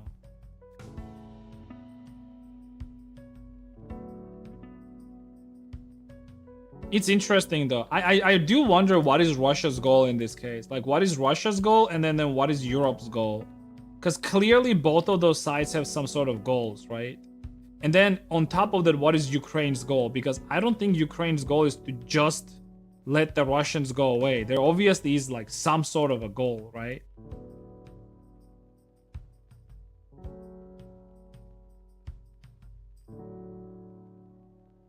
Because I'm pretty sure like even Ukrainians themselves know that like the bordering cities that are in Ukraine, they are Russified, and not only Russified, they just do not give a shit basically either way, right? Under whom they are gonna be, under Russia or under Ukraine. So if they don't give a shit, yeah, I don't know.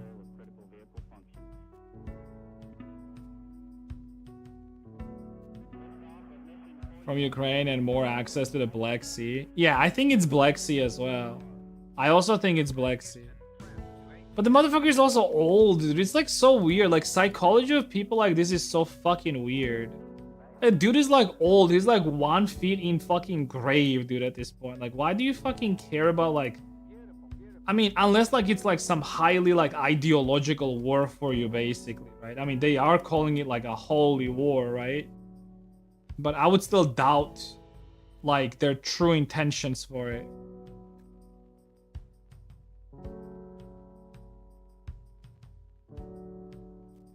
Hitler? His reincarnation of a king? I don't know. I don't know.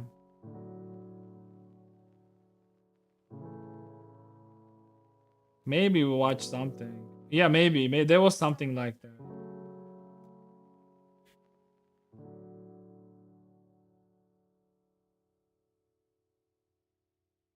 Yeah, I remember something like that. I think USA's goal is rare minerals. I mean, yeah, USA has been very clear about that. I don't think USA wanting minerals from Ukraine is like any like something crazy. I mean, think about it this way. If Europe has been buying oil from Russia and they have no problem with that. See, that's what I'm saying, that Europe is all about optics, right? While they're condemning US for wanting minerals from Ukraine, meanwhile, on the side, they're doing their deal with Russia with buying their oil for billions and billions of dollars, which is like ridiculous, right? This is what I'm saying, that like for Europe as a whole, Trump was like a saving grace, because now they can just like, they can all point their fingers at Trump and say like, but that guy is worse. Meanwhile, they're doing like their own dirty business under the rug, right? It was same thing with the tariffs, right? Even Europeans were like, yeah, like Trump is bad, tariffs bad. Meanwhile, they are the ones tariffing US. So like, why is it that like if they're tariffing US, that's okay, but then US can't tariff anyone back? How does that work? At the same rate? Yeah, US was doing it at a way lower rate than Europe was, right?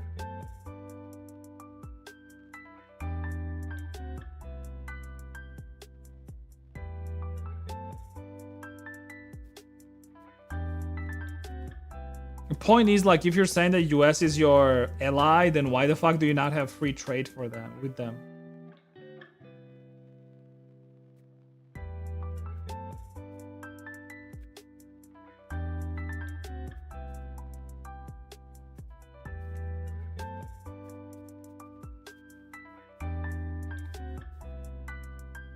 Because US products are shit.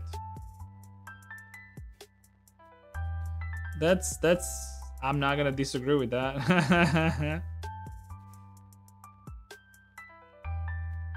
I mean, there are way more regulations in Europe. I agree with that.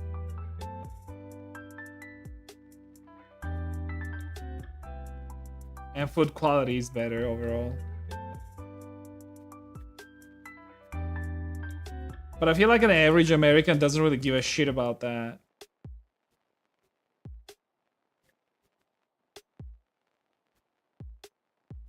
The problem with tariffs is like, whenever one country does tariffs on another country, it's not like only one side loses from them.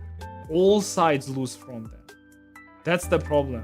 If Europe is doing tariffs on US, Europeans are also losing from that. And Americans are also losing from that. Because look, for example, I'm a business in Europe, right? And I import American goods, right? And I have like a limit on how much goods I import, right? Yeah, like you know what I'm talking about.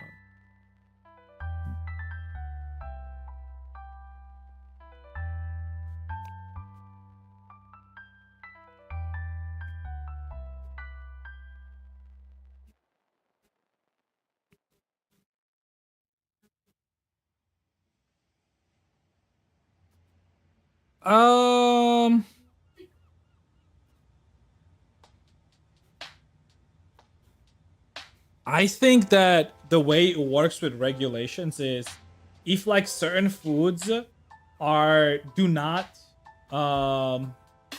satisfy certain European regulations, they can't even get in Europe. Yeah.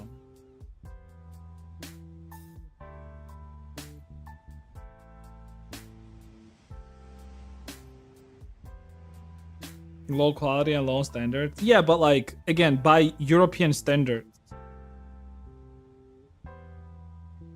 you would still not be able to import American goods if they do not satisfy European standards, right?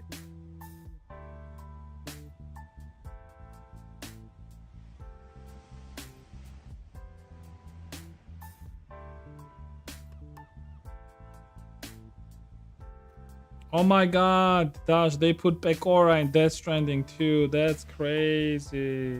Look.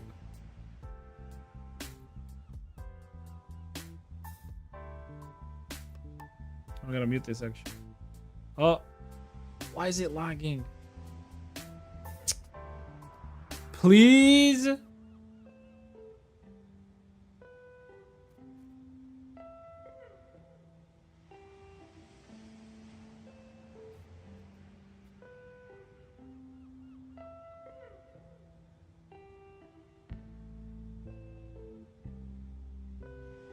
Huh?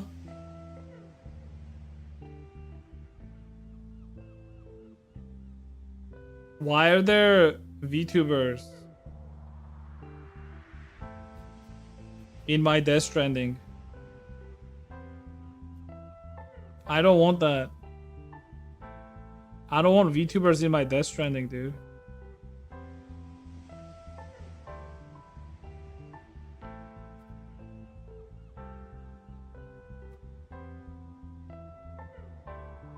To cheap crap. Average Americans. Dude, I'm addicted to cheap crap too, not gonna lie.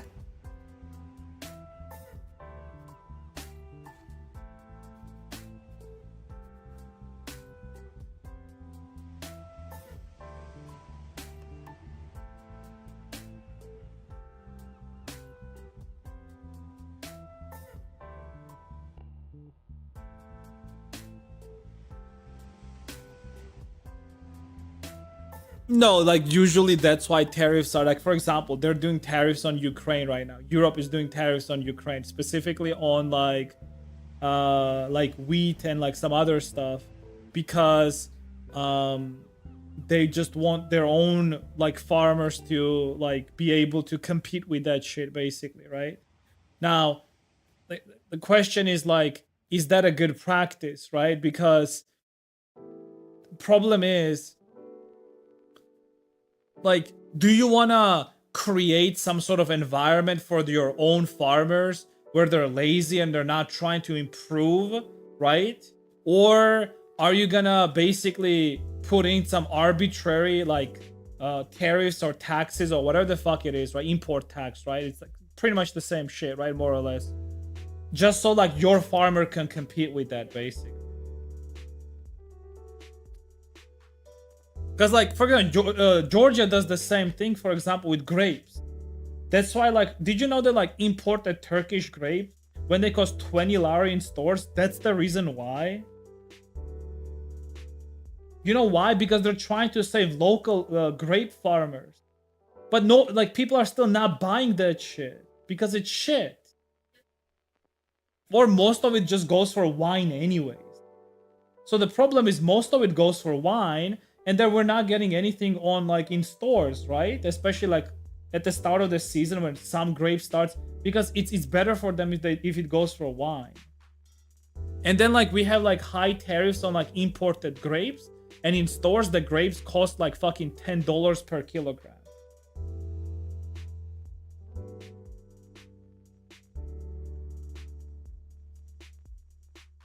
Import Ukrainian wheat, EU farmers lose money, they give up and go unemployed. Well, or they just do more farming and they have like more things like I don't like it. The problem is like I feel like that's not the only direction you can go, right?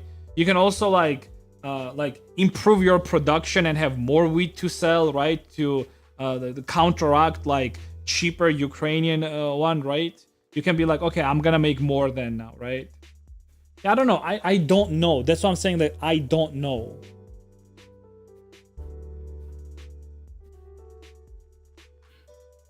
Also, like you say that, Rexlex, but then you also are taxing your own farmers whenever they are using whatchamacallit, like CO2 for like greenhouses and shit like that. So how does that work? Like why is like competing with Ukrainian wheat is a hard thing to do, but then like Europe is literally taxing their own fucking farmers whenever they're using like certain whatchamacallit. Yeah.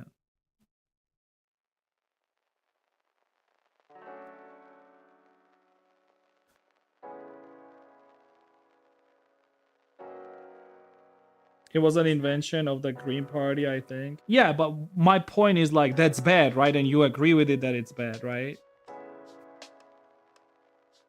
So at this point, is the like who is more at fault here? Is it the initial party who increased the production price, or is it the fault of Ukrainians? And you see how like bad of an effect it has now, where like one bad decision leads to another bad like not decisions but like whatchamacallit. There's no simple answer. There is no simple answer, you're right, but at least I think that both of us can agree that taxing farmers is not the great thing to do, right, for a country?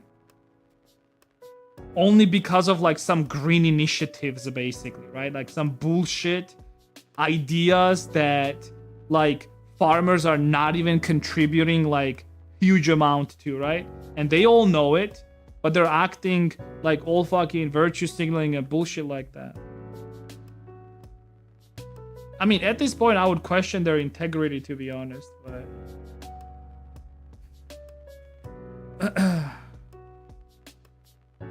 who's paying them? Who's paying you, bitch? You call me bitch. It's the Chinese Communist Party that's lobbying these companies, right? Be honest.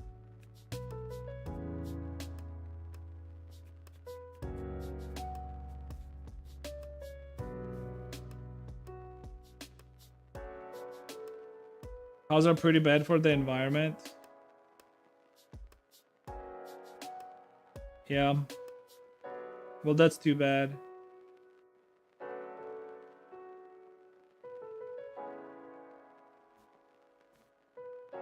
Because they be a lot of methane gas, that's why. There's no good alternative to it. Yeah, I know.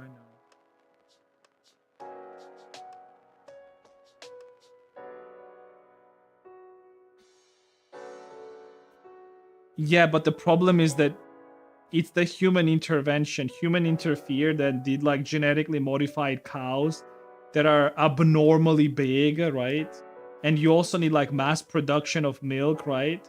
So you basically had like humans basically interfered with the natural breeding and natural how do I say this? Production of cows themselves, right?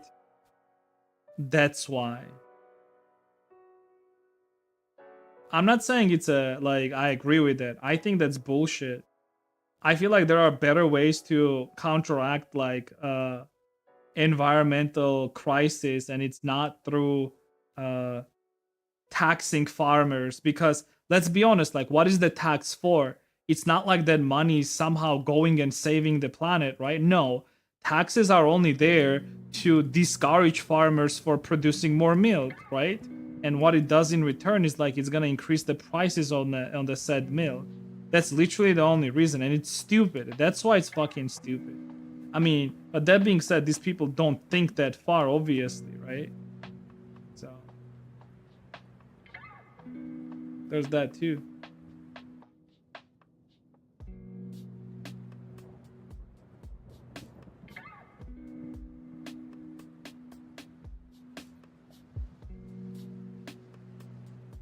So two taxes meant to go to environmental projects. Okay, tell me what environmental projects they went to and it's effective. Other than some bullshit websites where you buy the CO2, what is it, the count back thing, where it's like you're basically paying money somewhere in buttfuck nowhere for them to plant trees. You have no information? And don't you think that's the whole point of initiatives like that? So that like the average customer like you don't question it too much because it's too much fucking bullshit to go into? And by the time you're gonna get close to it, you're gonna just lose all interest in it because you're gonna say like, oh, that's too much crap that I have to go through to actually understand what it is.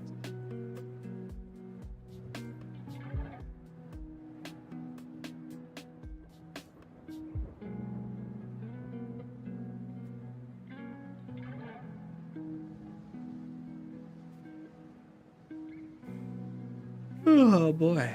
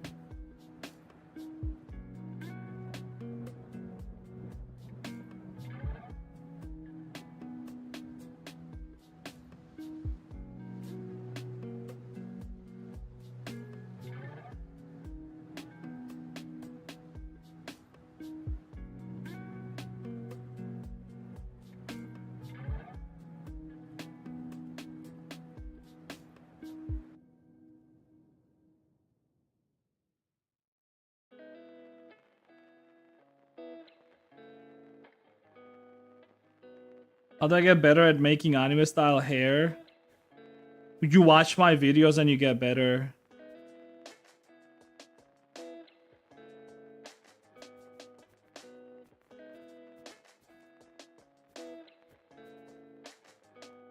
There's your 2 price. Can you give me a TLDR?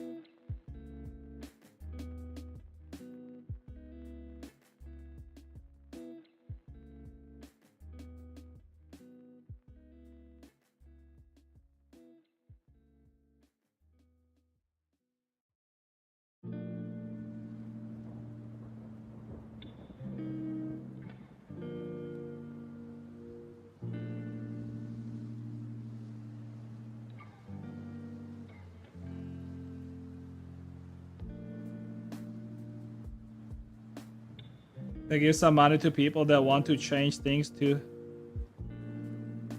Yeah, and so on. Yeah, so it's bullshit. Okay, got it.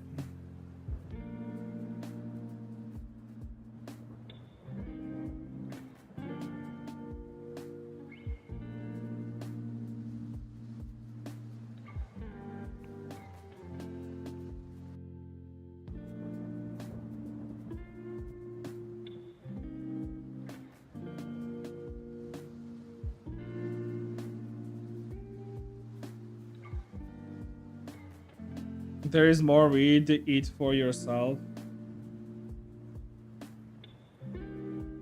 I'll trust you on word.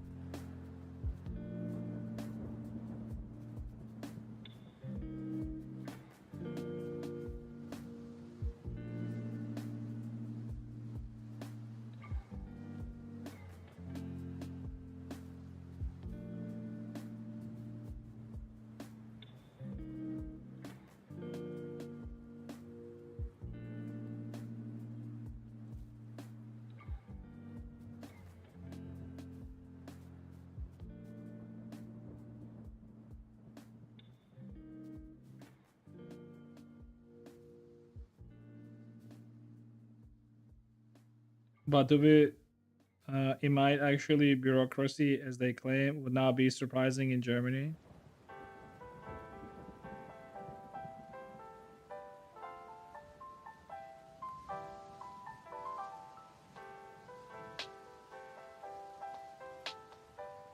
I just do not trust any government who is in the power and is still actively fighting opposition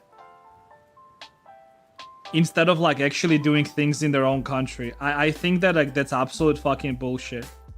Like imagine you are the government, you are in the power, right? And you will in the power for the next 4 years, and your only concern is still fighting the opposition. Like you have to understand that something is like smelling very badly here. Either they're deliberately not doing anything and they're already preemptively blaming it on the opposition, or something's up, you know? I don't know. Like I said, I don't live in Germany. Maybe there's different tendencies as far as like politics go in Germany, and I have no clue what the fuck I'm talking about. But at the very least, it's just a tiny bit sussy, you know? At the very least.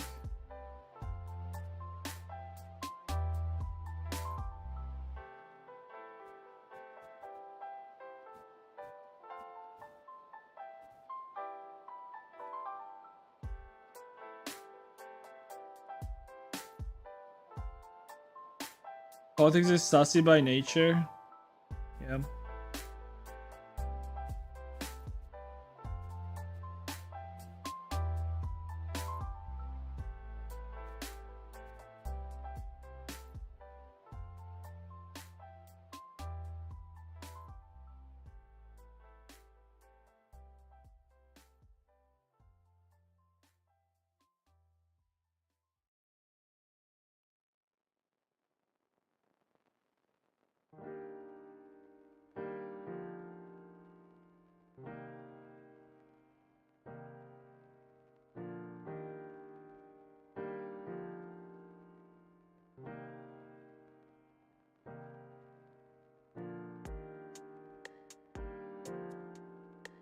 Karenocracy. We are living in Karenocracy, unfortunately. There was Karenocracy in US. There is Karenocracy in Europe. I don't know. Everything is about optics and everything is about virtue signaling. That's what's happening. No actual changes. Prices are going up.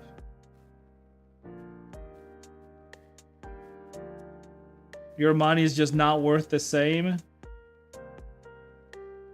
Somebody at the government decided that they should increase your...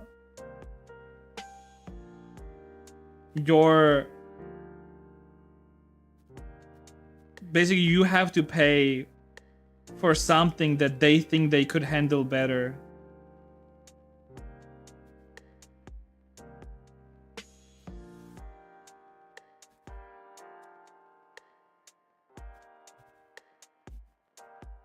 You has a kleptocracy. I don't know. You can call it whatever you want. Bullshit either way.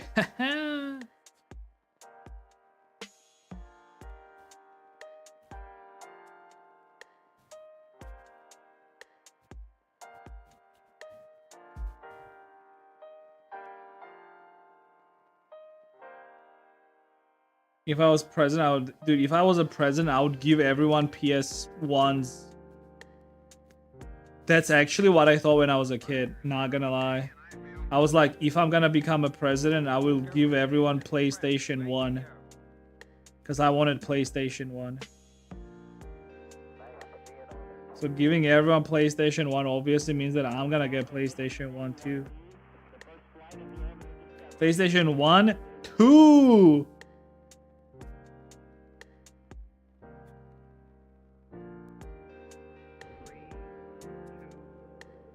PlayStation.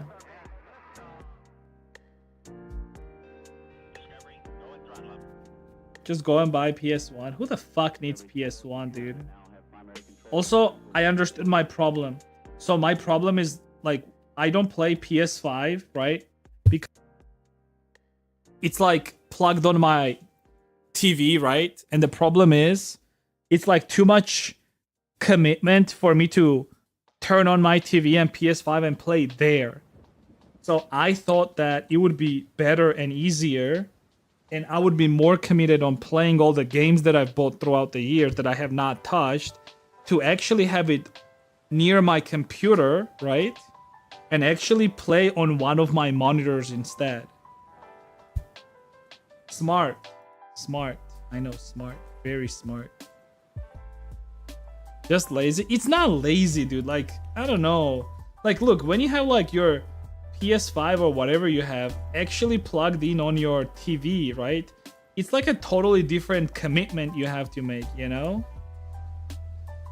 Like, you have to get up, turn on TV, and actually dedicate time to playing it.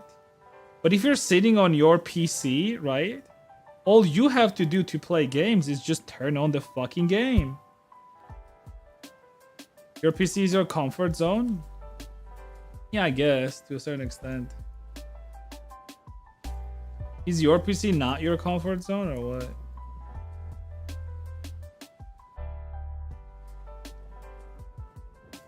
Why you laugh?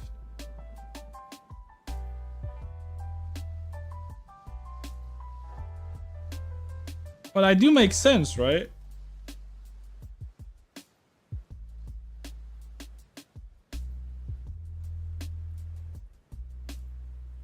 Okay, now I need an apple. I'll be right back. Raj, do you want an apple? It's 5 o'clock.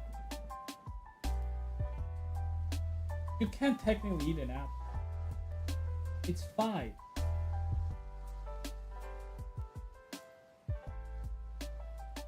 Okay. Can I eat an apple?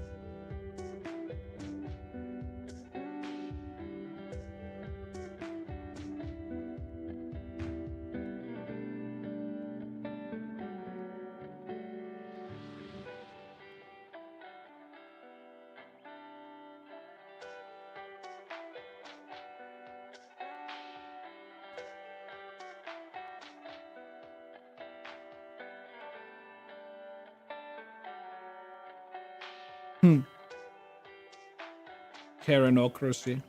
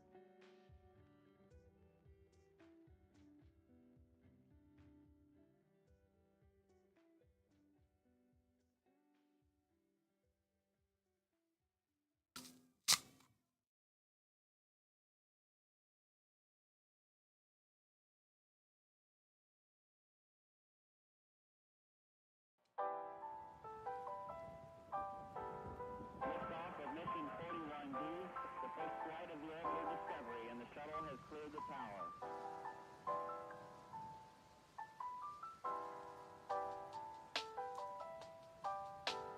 Every core computers now have primary control of critical vehicle functions.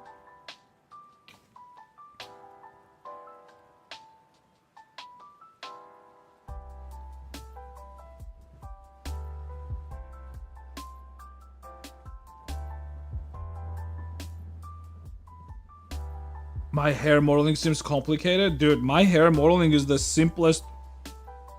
It's literally the simplest way you can do hair modeling. What do you mean? There's no more simpler than that unless you want simple results. If you want simple results, you can like, I don't know, find like somebody else doing it way more simpler.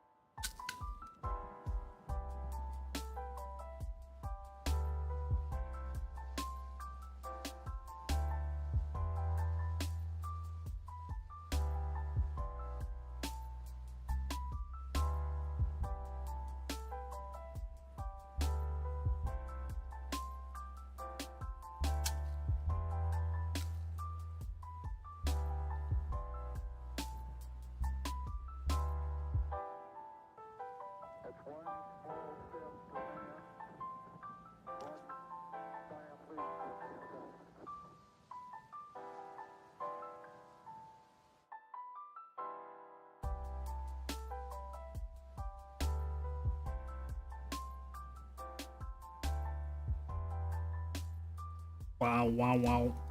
Wow, wow, wow.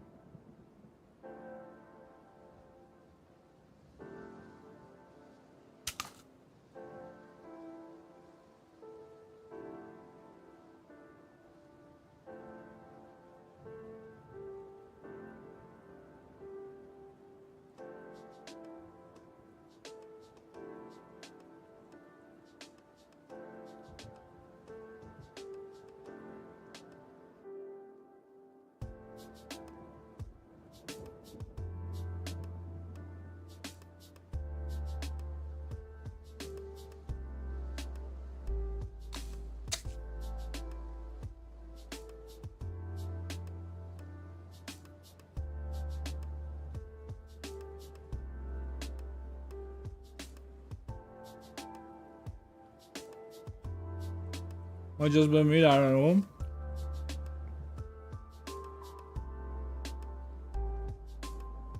I mean, you wanted a way to make hair, right? That's one way to make hair. I don't understand what do you want. If you want like straight up very specific tutorial to do a very specific type of hair, obviously I can provide you with that. But what I can provide you with is a, how do I say this? Like a way, a technique with how you can make hair in like one of these particular ways.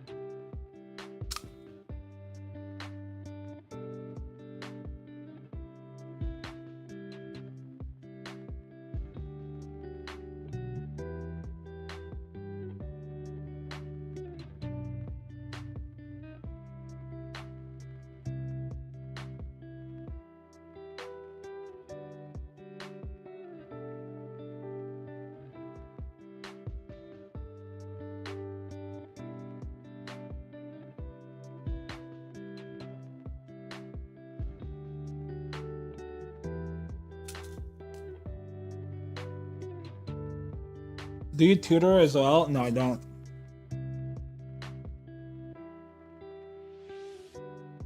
As you can see, I have no patience for teaching people. I'm not very good at it. Teaching is hard, dude.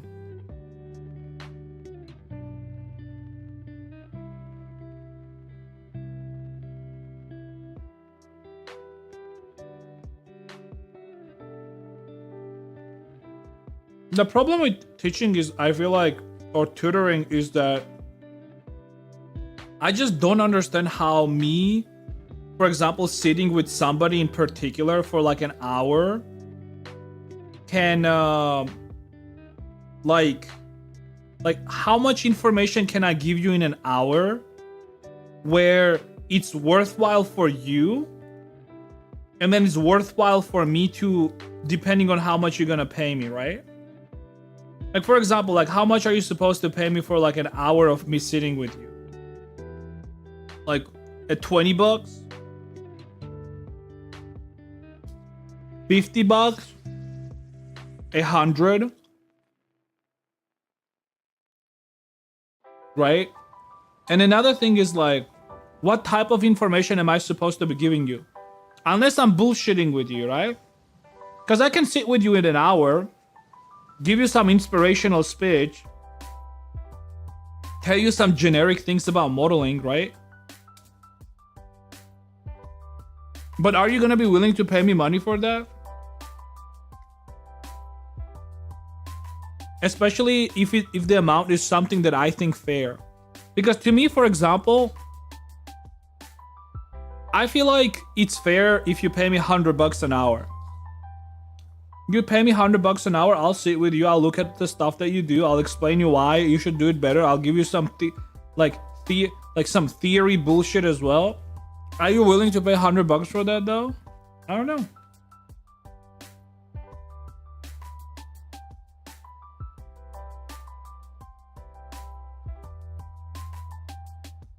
But maybe that's the thing.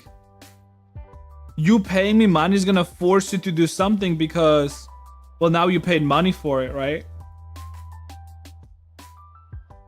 So if you're investing money, you will be more inclined to get some results.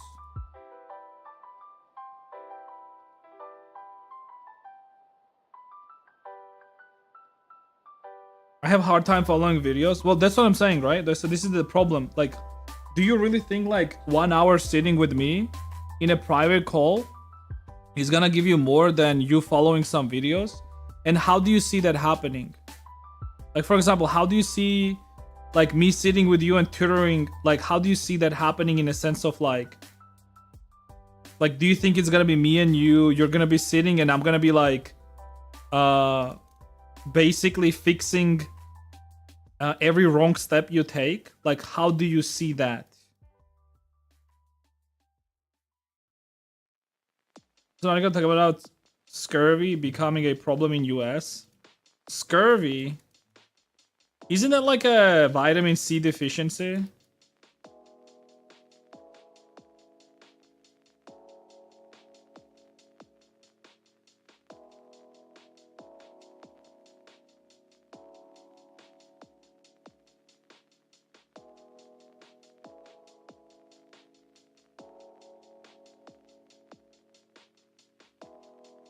Vitamins in general?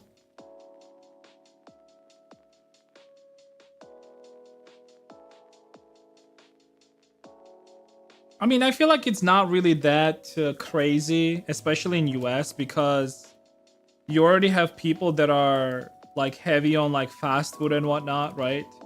And they're probably not getting enough nutrition, right? So it makes sense, to be honest.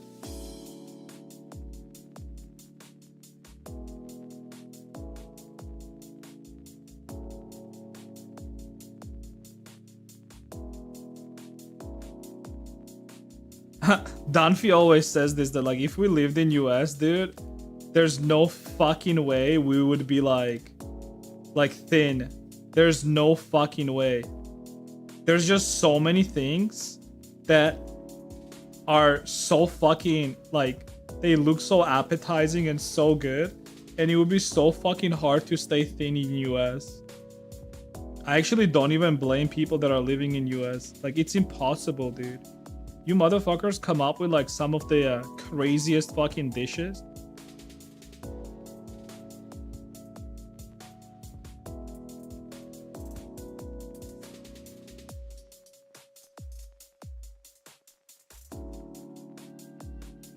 Low willpower. Clicky, what up, Clicky? Yo, Clicky, are you that Indian guy that was watching me play Expedition 33 on Discord? I forgot to ask you. Clair obscure.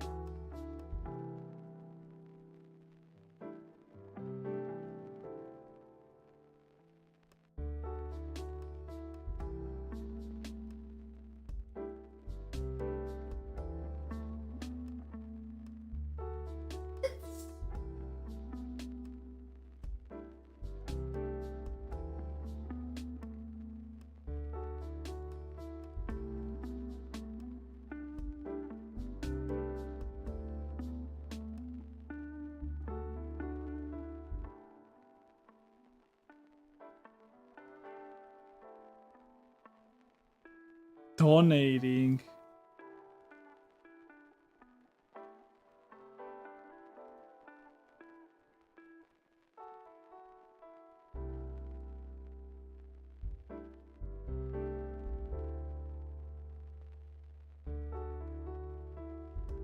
Hmm.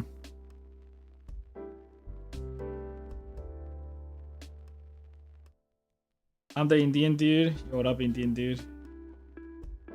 You're my favorite Indian dude, by the way. You're the Indian dude that... No. That restored my faith in Indian dudes.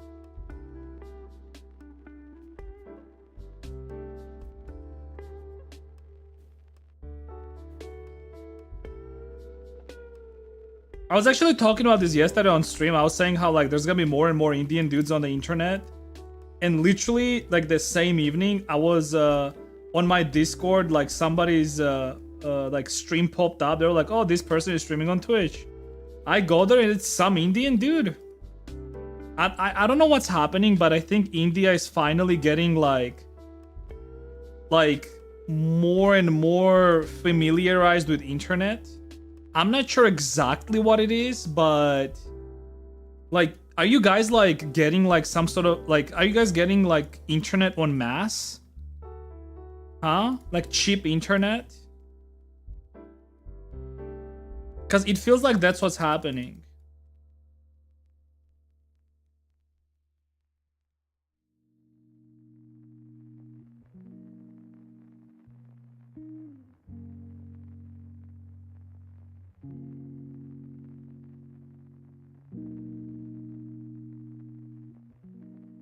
Internet started picking up speed around 2014. Yeah, but like what happened in the recent years when it made it better? Because it seems like it's a very recent thing where more and more people are geek culture in India. I specifically think it's internet, because the same thing happened to Spanish community. Like you would barely see any Spanish streamers or Spanish YouTubers, and at some point, like blam, and like there was more and more people. But they also had like a lot of viewers, right?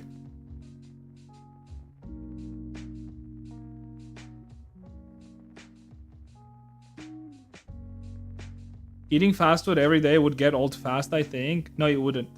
Because they add like certain additives to fast food that literally just makes it addicting. Especially if you add like a bunch, like, dude, MSG. Oh my god. Have you tried like nachos? Try homemade nachos with a little bit of MSG, and then tell me like if you would not eat that shit like literally every fucking day.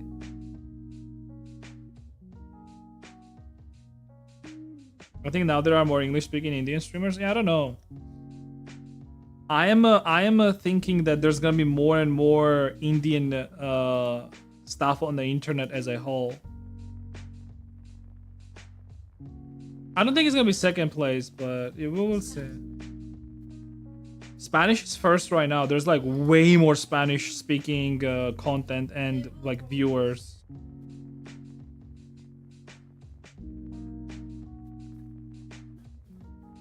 Maybe.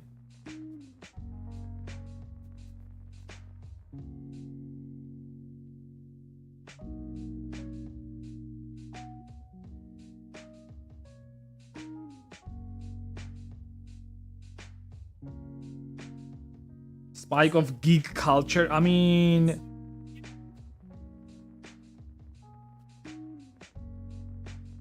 I understand that, but even here, having emo culture, right, is only a thing because we finally have cheap, affordable internet. Sure.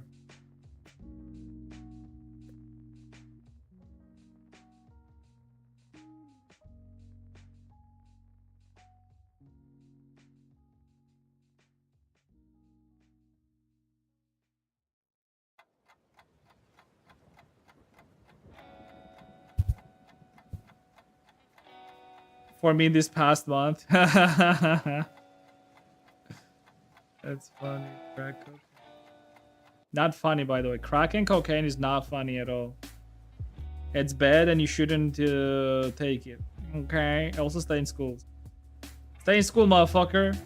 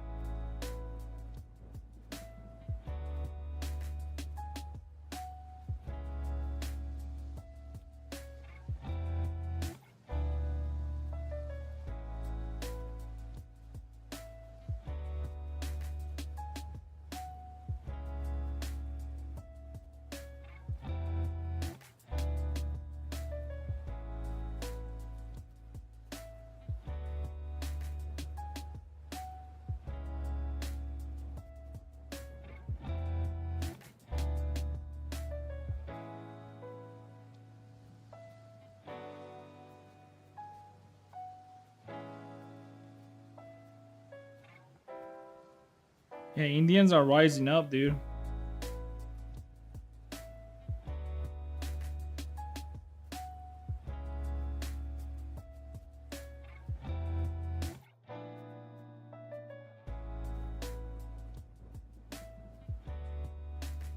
It's like there was a patch and now Indians have more self-awareness, basically.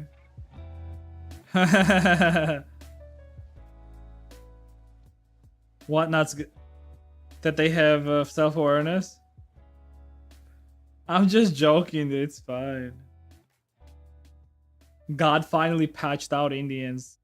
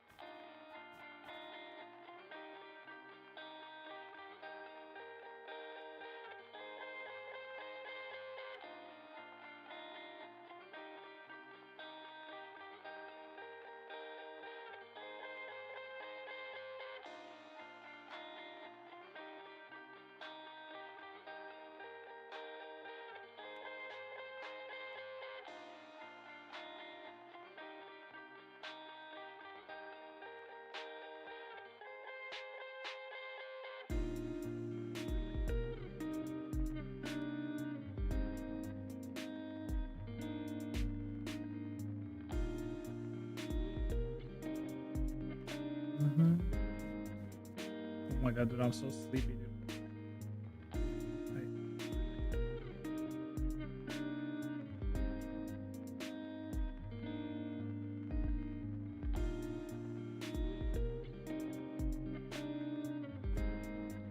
Dude, where's Skull actually? Is he working?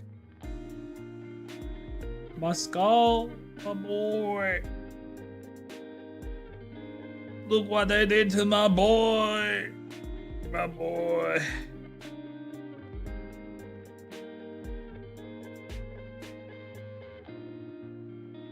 Rex, look what they did to my boy.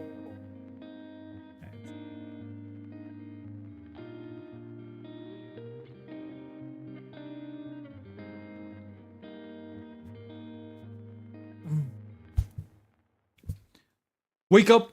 Wake up! Wake up!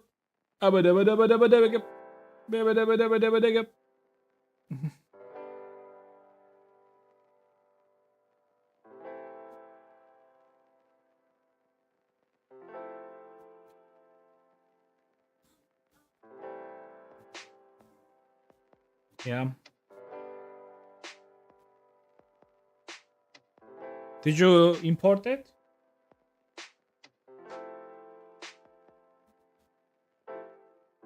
Sure.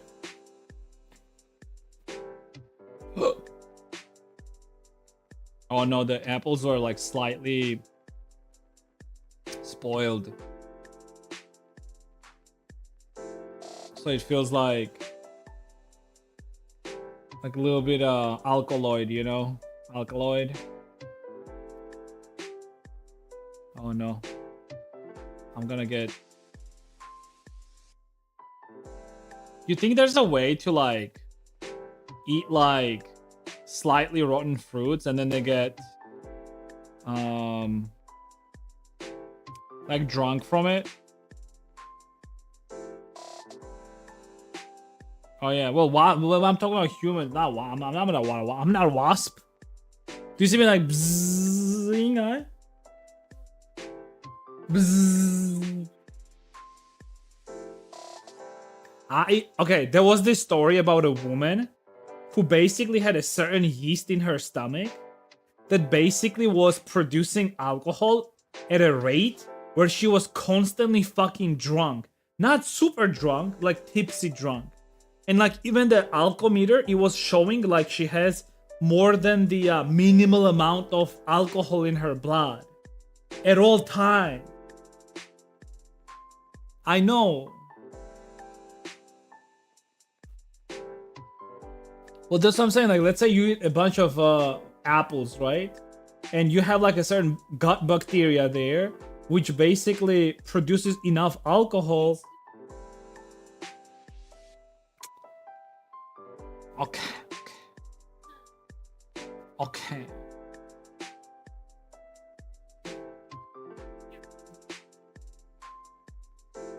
Okay. Okay. Okay. Auto brewery syndrome. Oh yeah, there we go. Auto brewery syndrome. Gut fermentation syndrome. Endogenous ethanol fermentation or drunkenness disease is a condition characterized by fermentation of ingested carbohydrates in the gastrointestinal tract of the body caused by bacteria or fungi.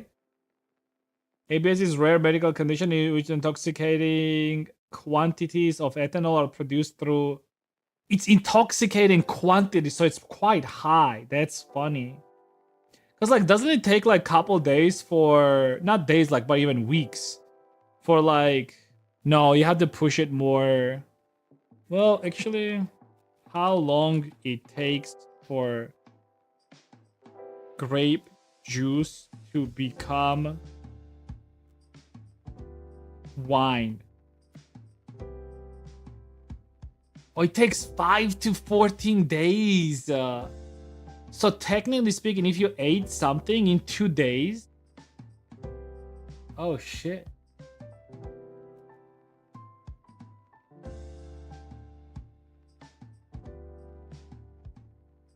That's crazy. Imagine constantly being drunk, dude. That's crazy.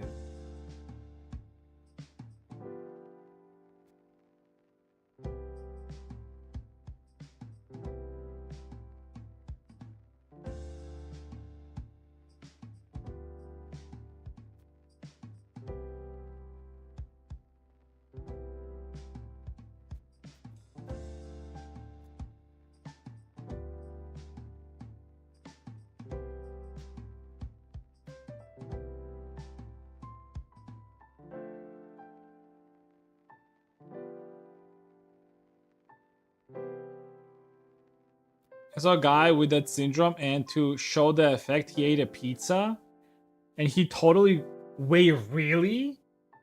You see? I was right. He linked me. Look at this. Auto brewery syndrome.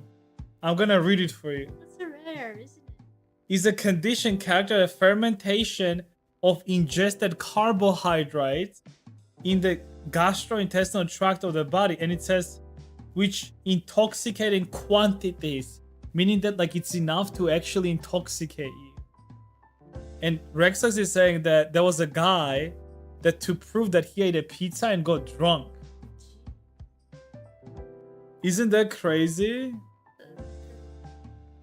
That's crazy. What?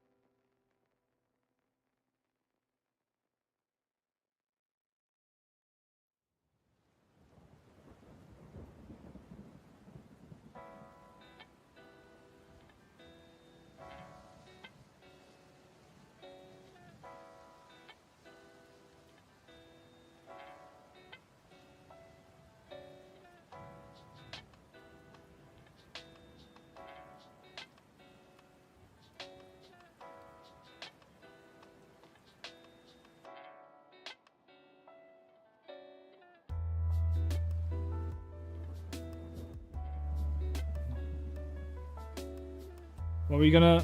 Oh, okay.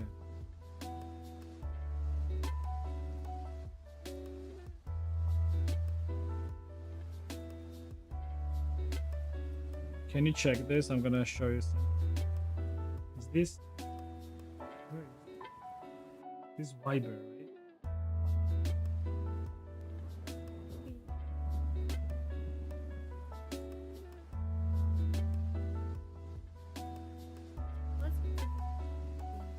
Okay.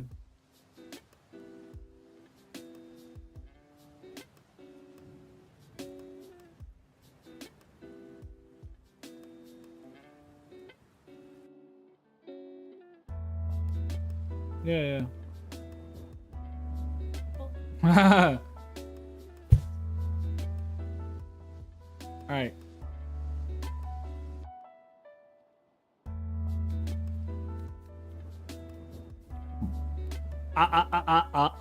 Eh,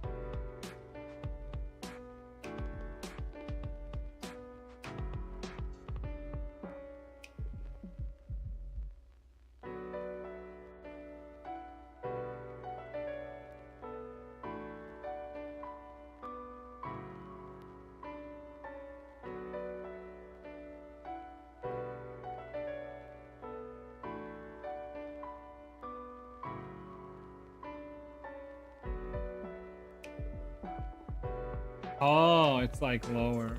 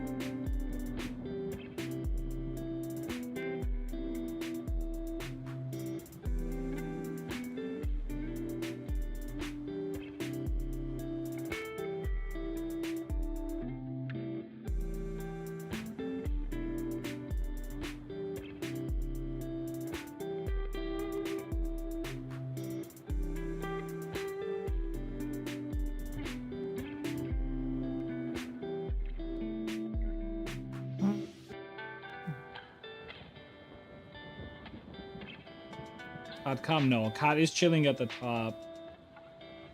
Her new usual spot.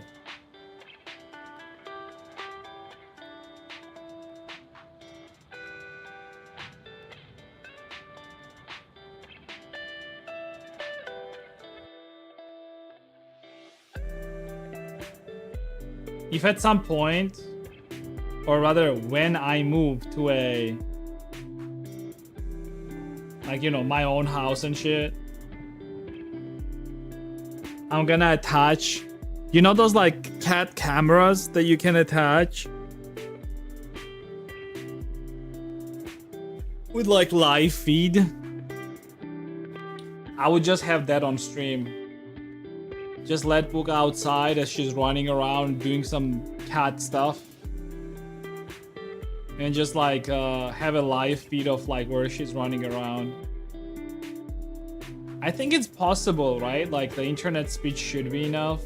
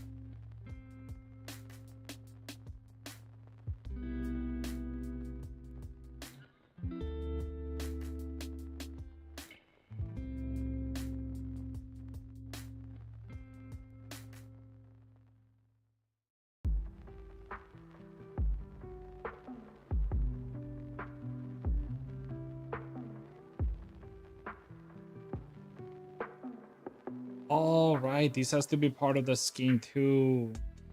Skin 2, baby! Where is it?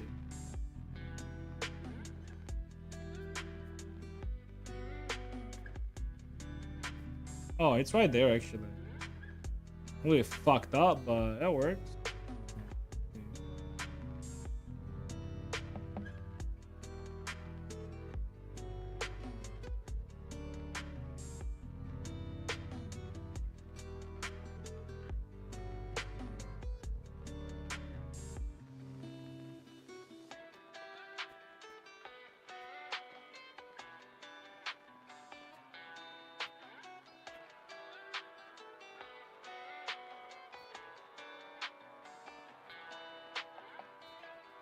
Oh yeah, it's fine. Okay, it's fine.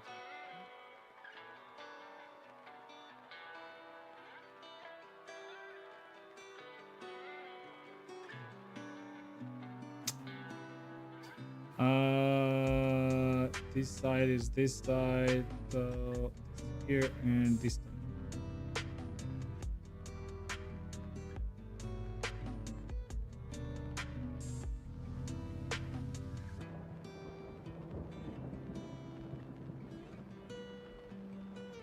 Yeah, there we go. Okay. Okay.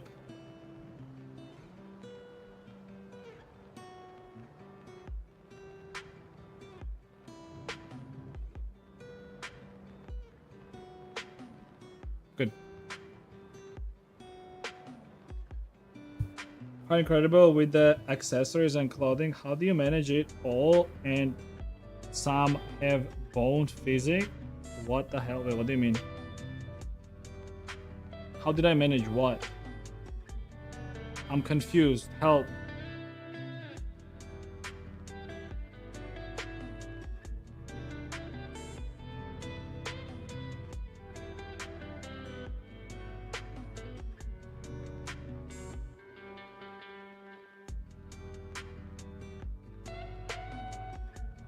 Huh?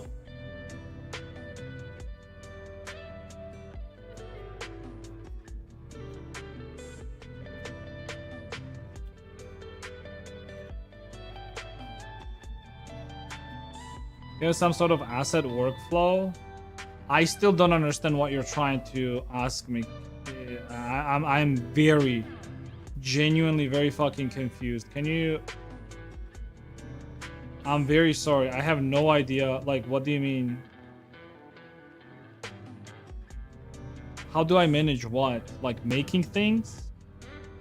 Or what exactly? I'm so fucking confused.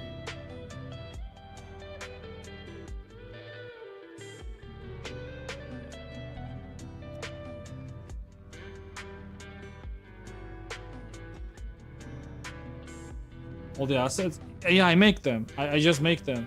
It's really nothing crazy. Like, I promise you. I literally sit and just make those assets.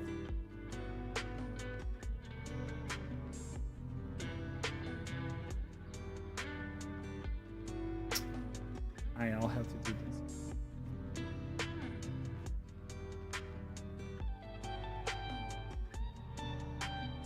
Like, this is how commissioned work is mostly. Like, I do not know what each person will have on the model, so I just make things, right? I make whatever people want me to make them.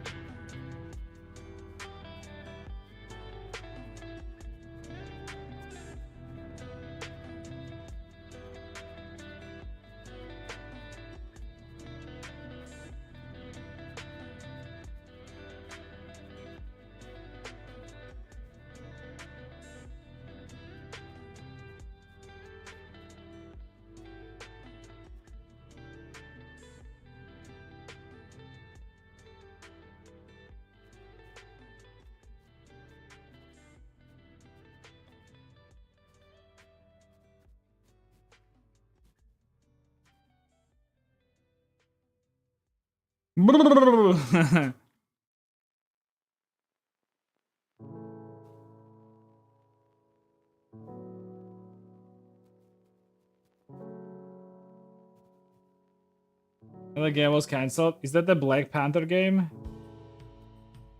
Yeah, I saw that yesterday.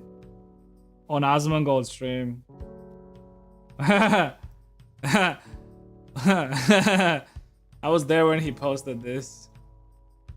Welcome home. Andrea Morosi, Yoro, dude.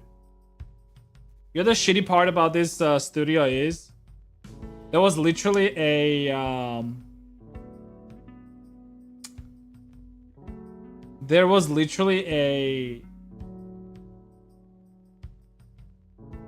how do I say this?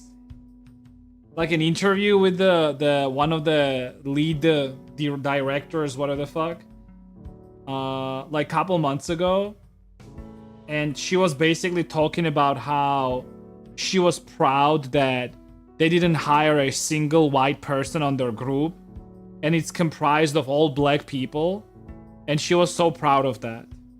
She was like, yeah, we specifically do not hire any white people here because it's not that they're bad, we just can't work with them.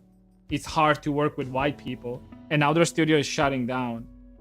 So, yeah. I don't know.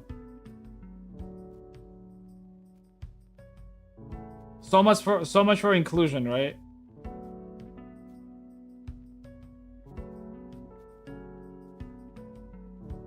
Oh, she's a Sweet Baby Inc. employee, by the way. That woman. Ex-Sweet Baby Inc. employee and current EA's Marvel Black Panther narrative designer seen proudly bragging that previous title had no white people on dev team.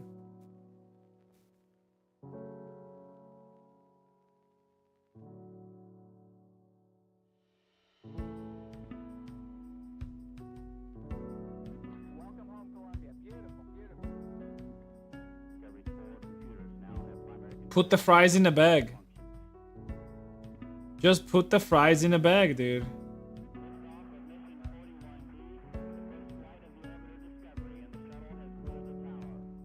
Discovery Houston, trim to ATO.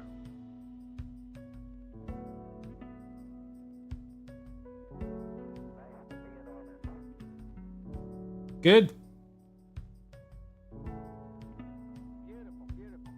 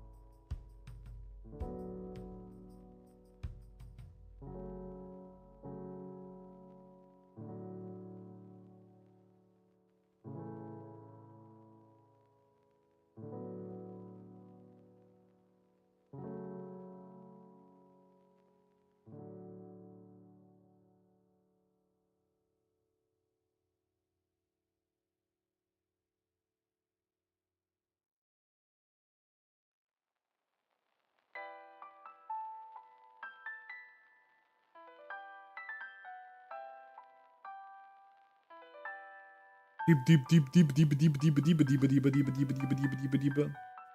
Oh no, I was looking at something. Okay, never mind, forgot.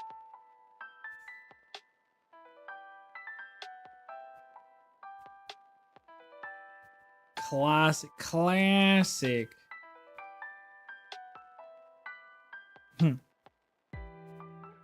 That's classic racism. Classic.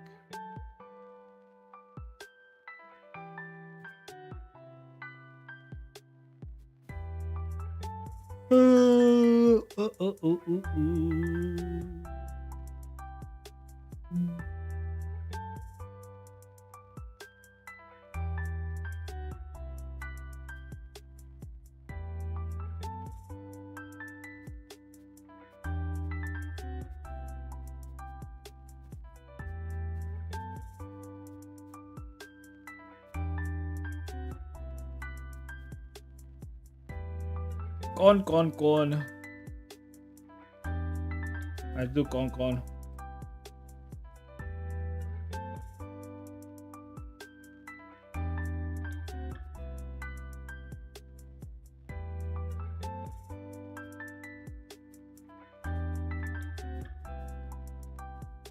Studio boasting about not hiring a certain group of people because of their skin color. I know, right? It's even worse when you put it that way, right? Because if you told that to anyone, where do you think it's okay for a studio to hire to be boasting about only hiring people of certain skin color? That would obviously tell you that it's bad, right? I feel like almost everyone will say that. But only a certain group of people will say it's okay if you tell them that this group of people that are boasting about it are black people. They're gonna say like, oh, then it's fine. It's like some racism is okay and then other is not, you know? Weird. Very weird. What can I say? Very American. Huh. America really likes racism, dude. It's actually crazy. Keep yapping about it, dude. Keep yapping about it, bro. Just keep yapping about it.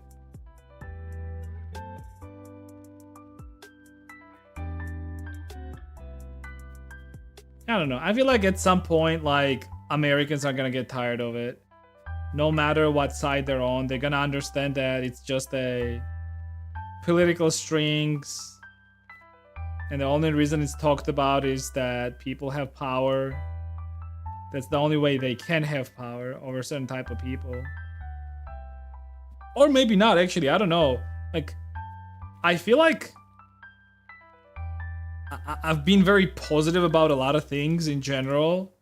And I've had like a lot of faith in people. And I feel like I'm fucking wrong, you know? Having faith in people is just, yeah.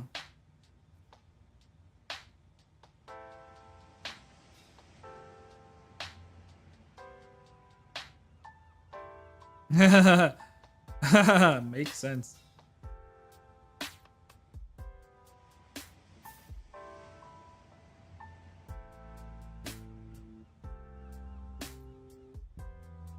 So many Zoomers are getting into Christianity. That's why, dude. That's why.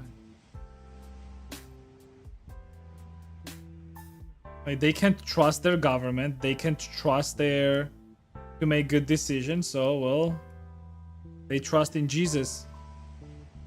Makes sense. Makes sense.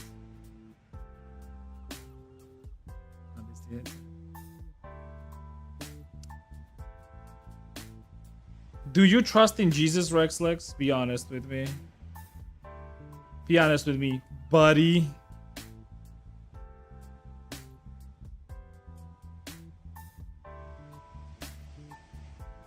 Dude, make Christianity great again. Catholic Christianity specifically. Make Catholicism great again.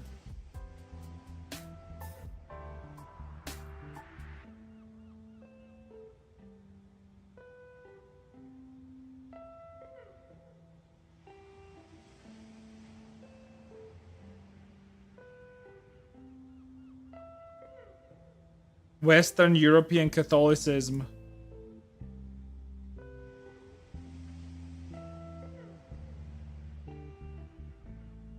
Or Europe gonna end up like Spain, dude.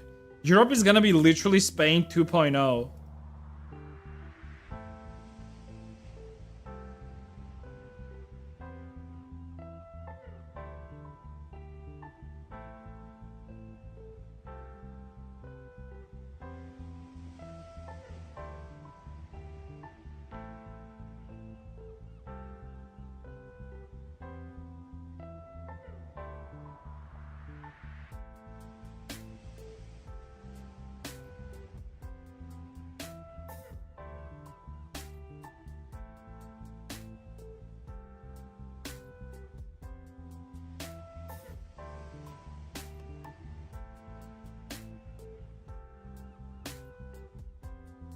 I don't think that guy existed. Who, Jesus?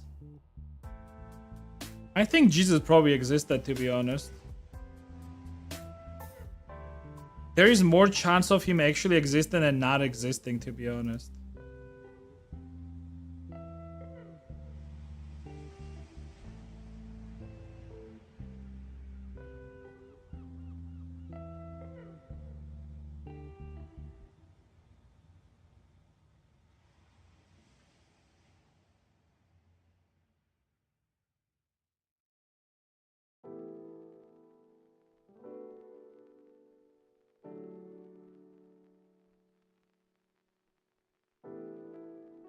The chances 50-50, either he did or he didn't. I can agree with that. Sure. You know what? I'm gonna, yeah. I'll agree.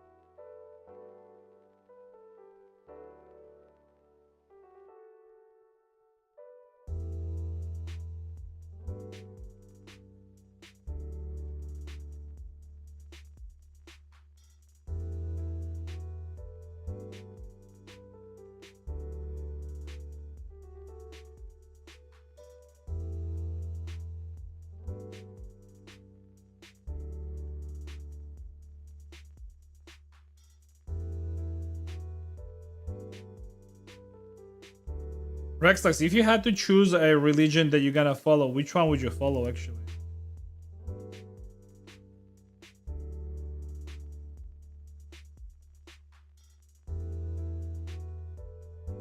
I feel like you would follow like Catholic Christianity.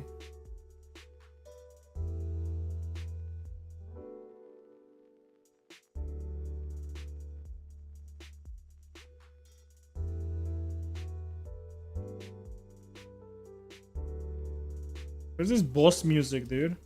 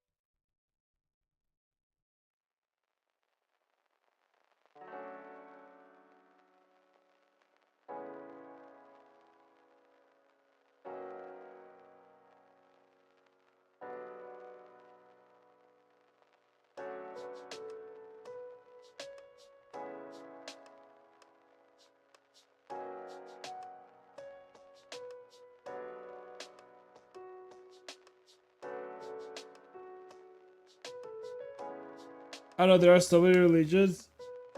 Well, okay, which one would you not choose?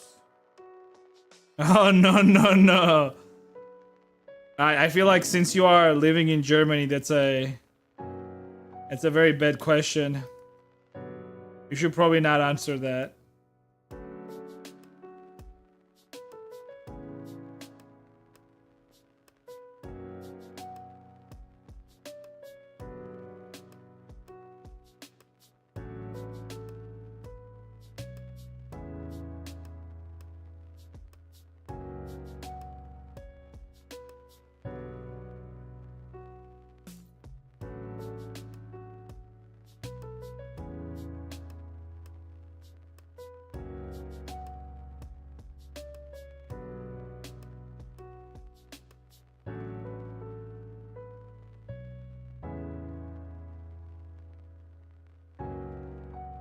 Charlotte.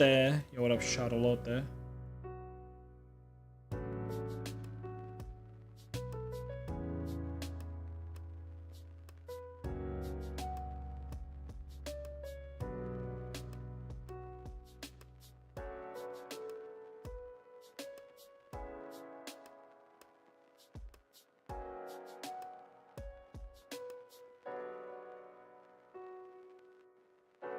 Huh?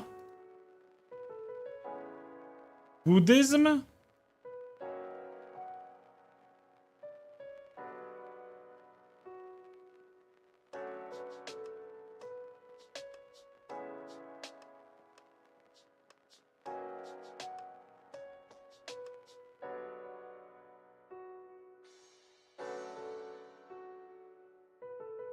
But then we can't roleplay like you being a witch and me being your Templar, remember?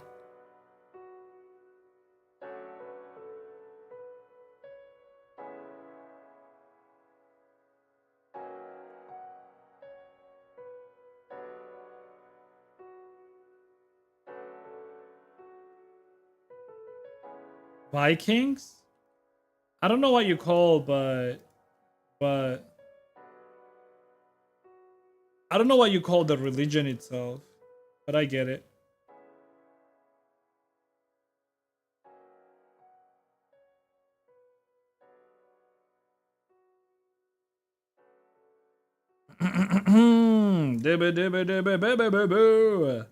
So yesterday I asked you a question, and when you read it, you were rightly confused.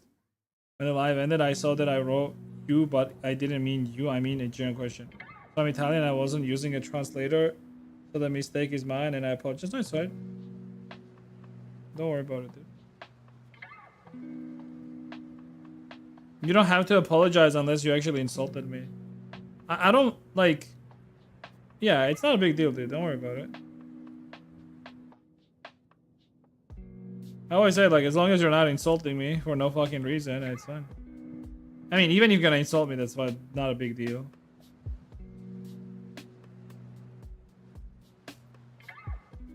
I'm just gonna ban you, obviously.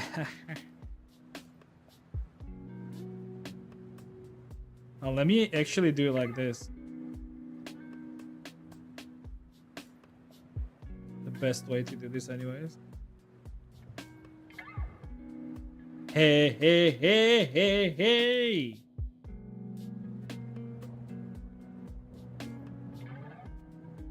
Dude, me and my wife are watching Beast Games on Prime. Dude, Americans are so fucking stupid. I swear to God, dude. Their fucking suicidal empathy is so fucking retarded. It's actually crazy. And it to me, it's even more insane that, like, in every situation, they're just trying to seem like they're these moralistic people, and they go off of morals, and they have to make choices afterwards which make them immoral. It's so fucking funny watching them, dude.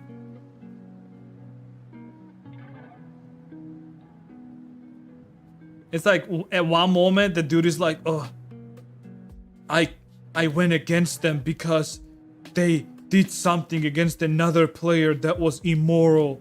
And the next moment they have to commit literally the same immoral fucking like action by sacrificing a bunch of people. It's so fucking funny.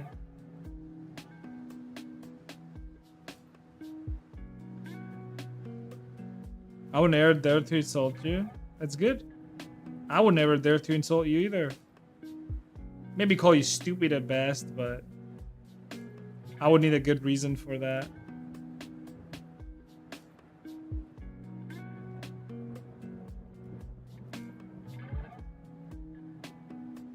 Play, eh.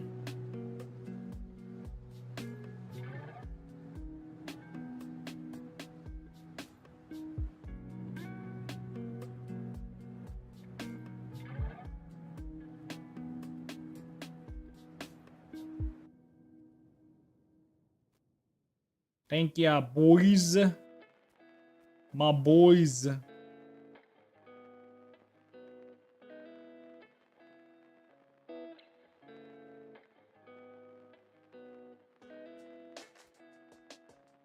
Alright, should be good.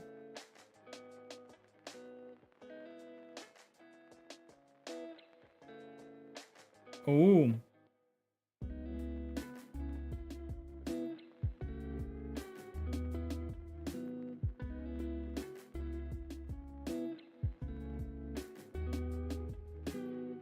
Ooh, ee.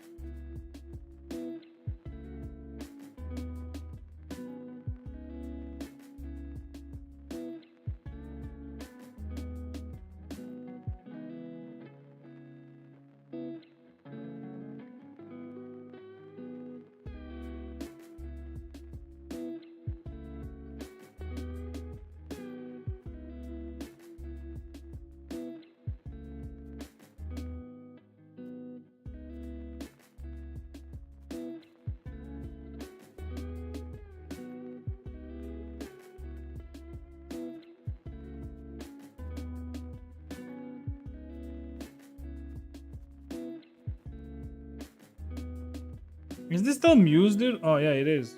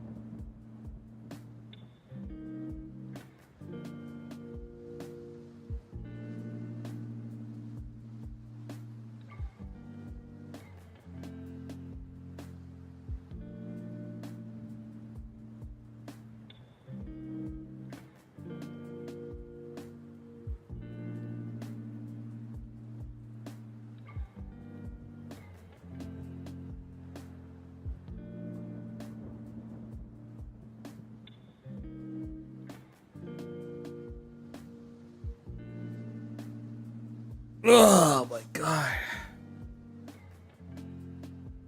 Sorry, I'm Italian. You don't have to be sorry for being Italian. It's perfectly fine.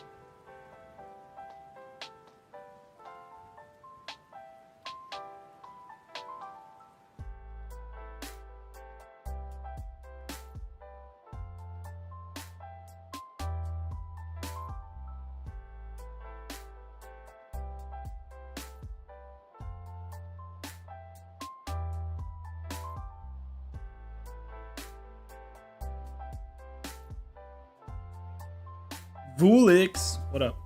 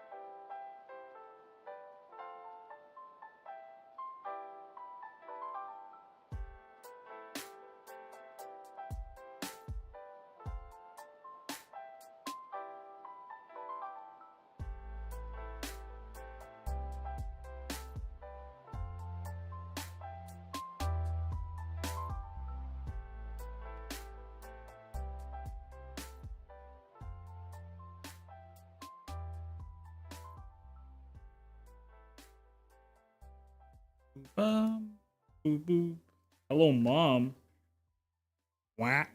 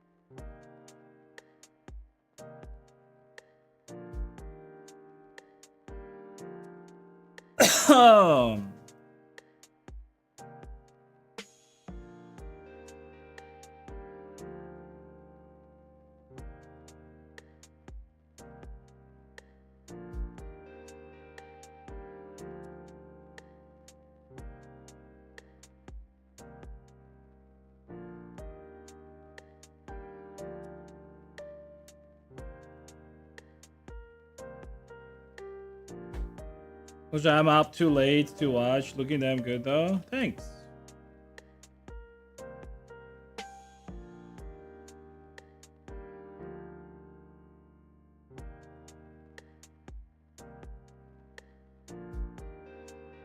I'm thinking, can I do something like this for now, just so I can have a relatively good mirrored.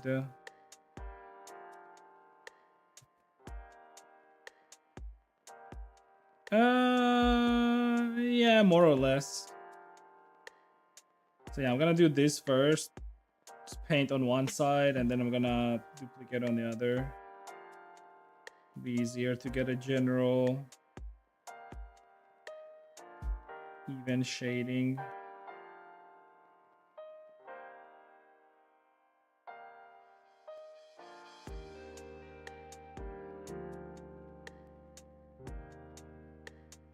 Roger, 0J, and I feel fine. Discovery Houston, press to ATO.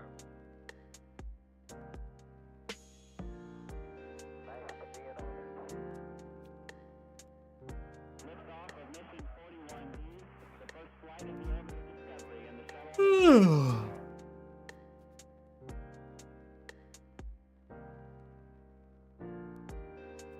3, 2, 1, 0, 0. Discovery, go and throttle up. Discovery's 4 computers now have primary control of critical vehicle functions.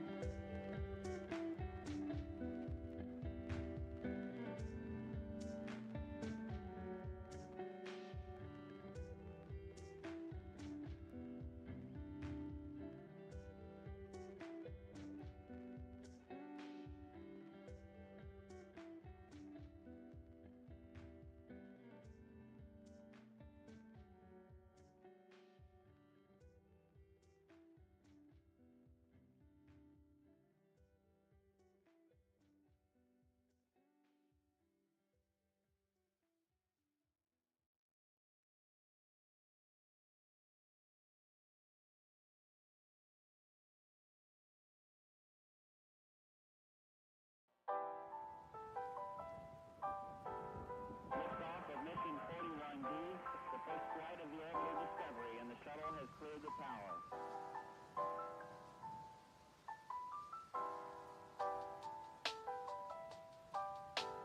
Discovery's 4 computers now have primary control of critical vehicle functions.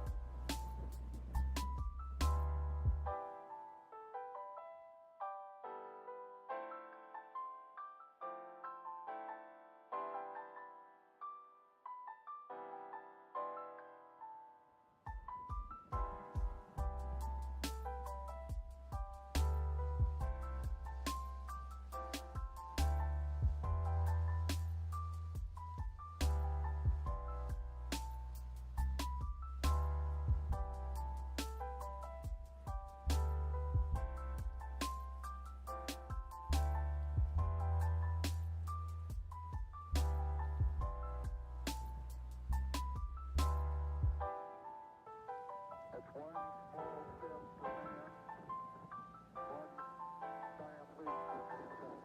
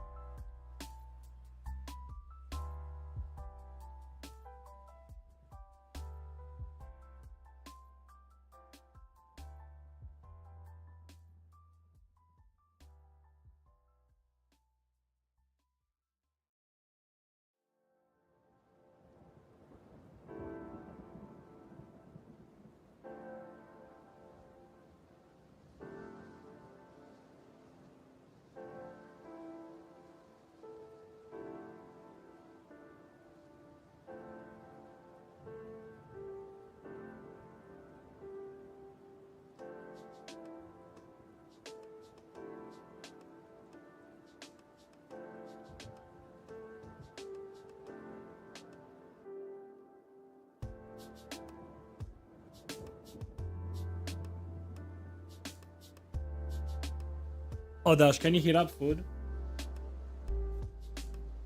Oh, you're actually painting? Oh, wow.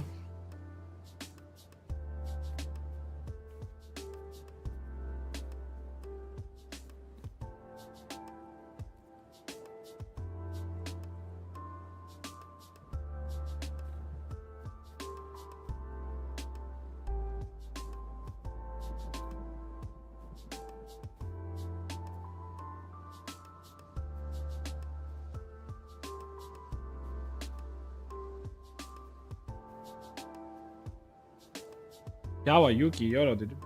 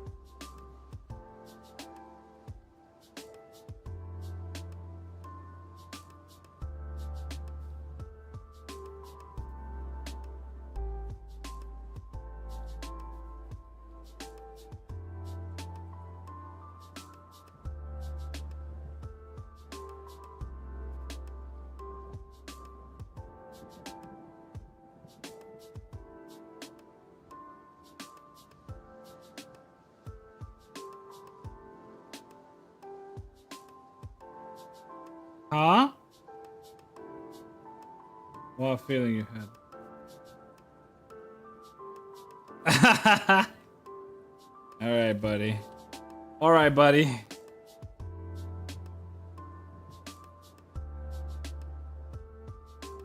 Well, there is like a physical way of controlling like your work, like even on a canvas. But I feel like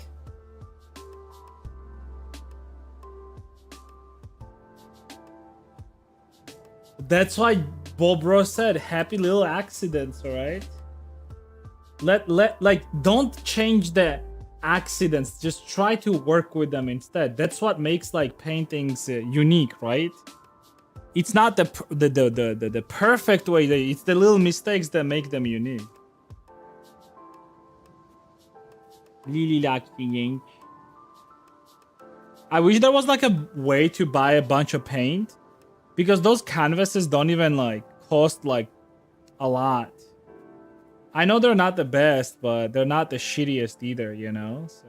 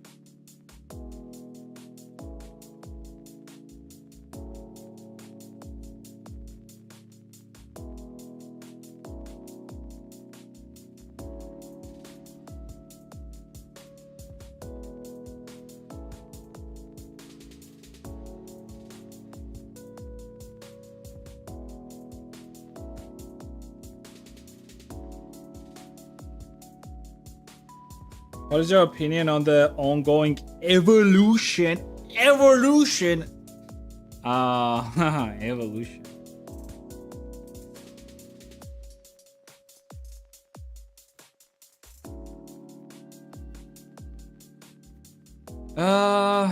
What is my thought on the evolution?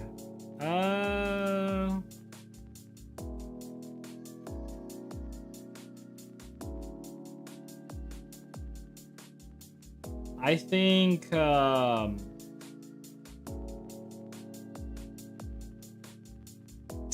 it's hard to say like with like just few words, because the problem is, especially as an artist myself, I feel like if I say something without explaining myself properly, a lot of people will get the wrong idea. So there's no way of me to express my actual feelings towards it without putting myself in a very unfavorable position. Although I have like said multiple times before that I think AI could be a great tool for concepting, but I also think that AI by no means is a form of art, right? Just like, for example, Photoshop can do a lot of things to improve your art. It doesn't mean that Photoshop can create art, right? So I would only treat anything AI related as a tool to help you with your art, not to create it necessarily. That's what I think about it.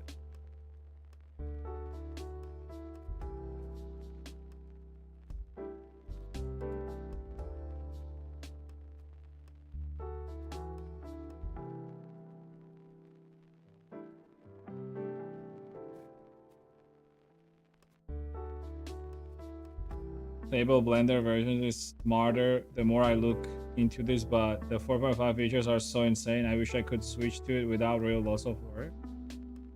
Oh yeah.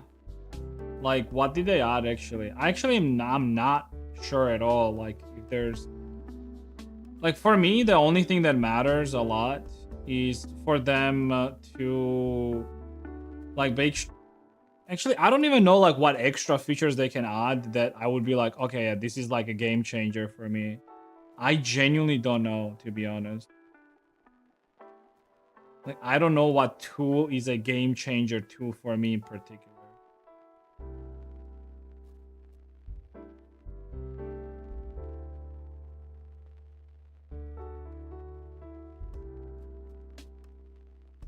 I just don't understand. Quick asset thumbnails, huge VSE and physics speed amongst other. I gotta check again. Okay, so it's good for people that are like building worlds and whatnot, right? So I actually don't know if that's like a good use for me in particular. But I can understand like how it could be huge for somebody that, for example, builds like worlds in Blender, right? I can definitely see that being huge.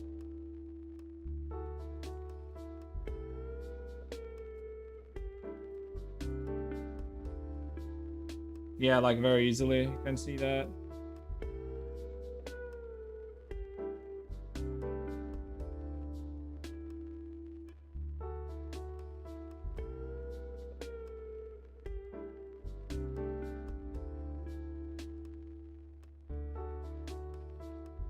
You know what I should do? I should not paint on this layer. I should actually directly paint here. Makes more sense.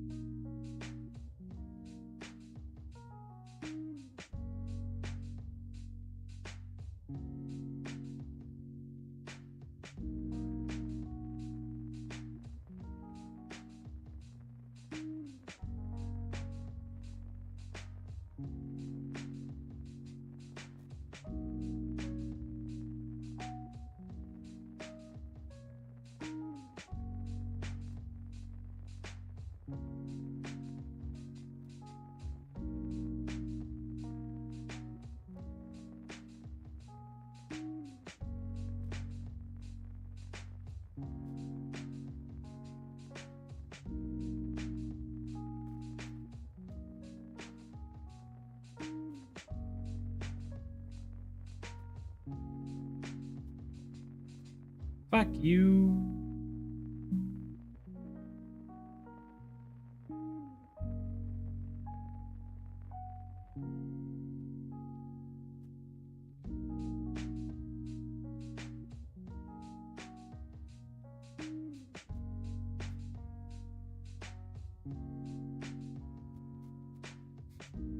A native duplicate shape key.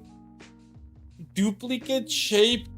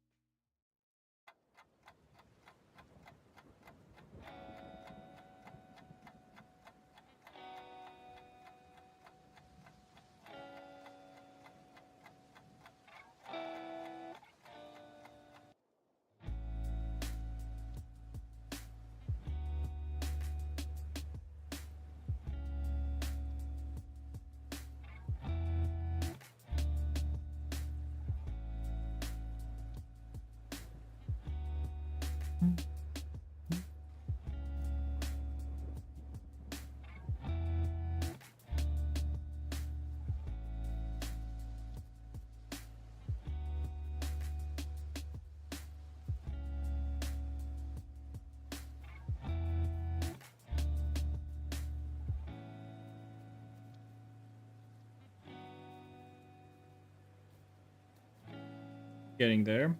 All right, good. Good stuff.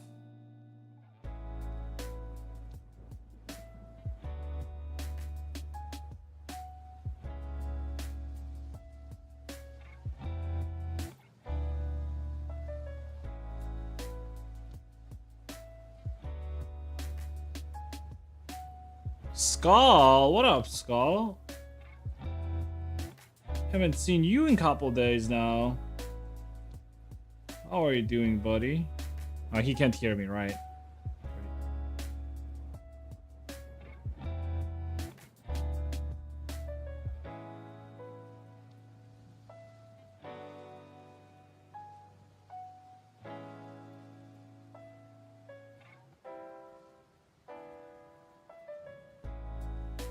So cute. What, this model? Yeah, it's pretty cute, I guess.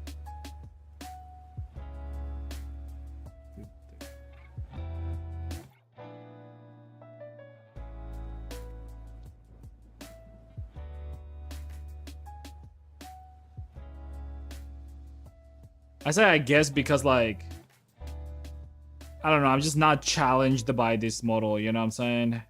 I usually like a little bit of challenge.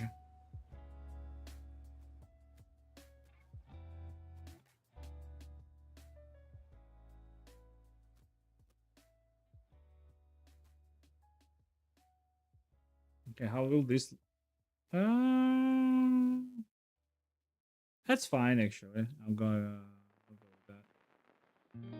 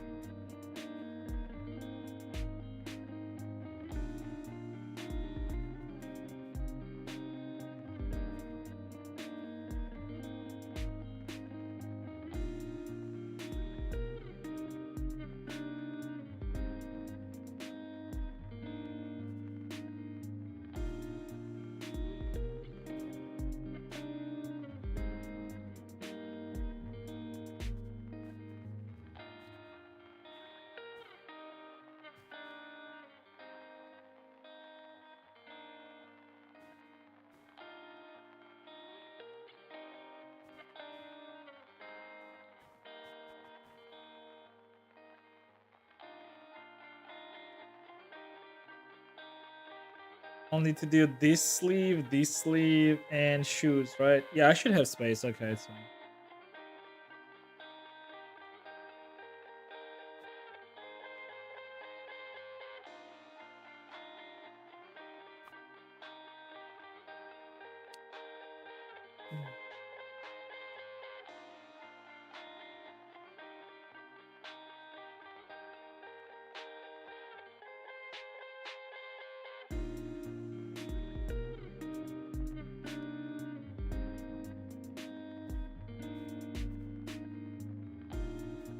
Show progress. Let me paint this one so I actually. Oh, I can't quite put it here.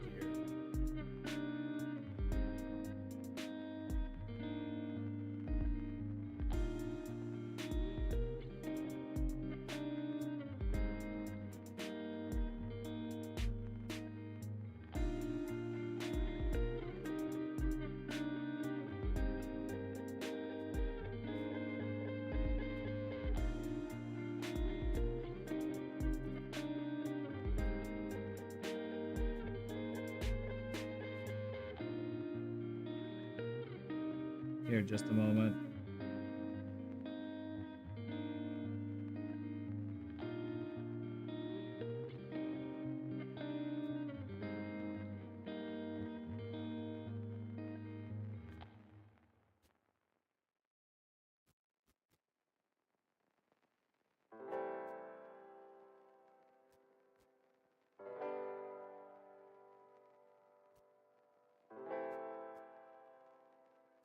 Are you hitting up Meat Dash?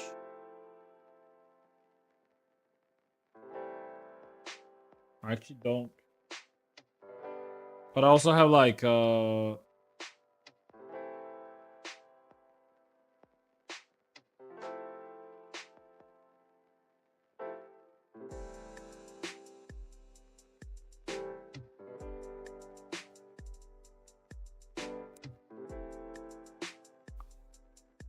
here,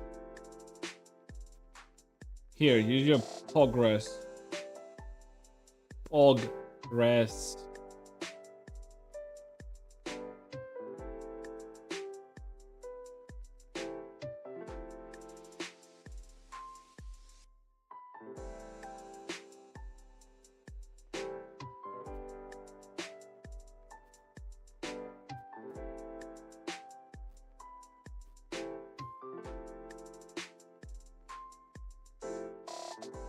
This still need like the galaxy effect, but I'll do that later. Also, I need to do the tail still actually. But that should be fine. I'll just do one tail and I duplicate it. It's gonna be second tail.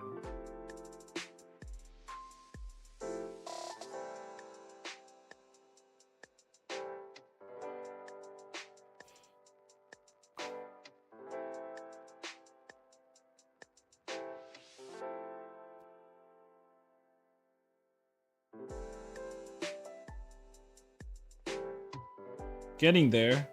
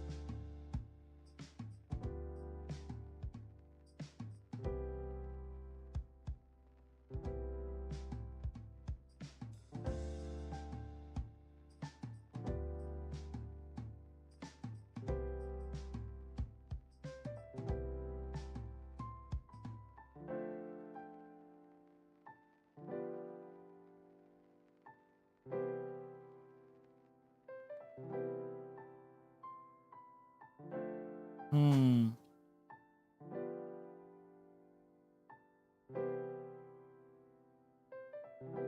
Thing is, if I somehow shoot this and move them lower, I would actually have space for here. That's good.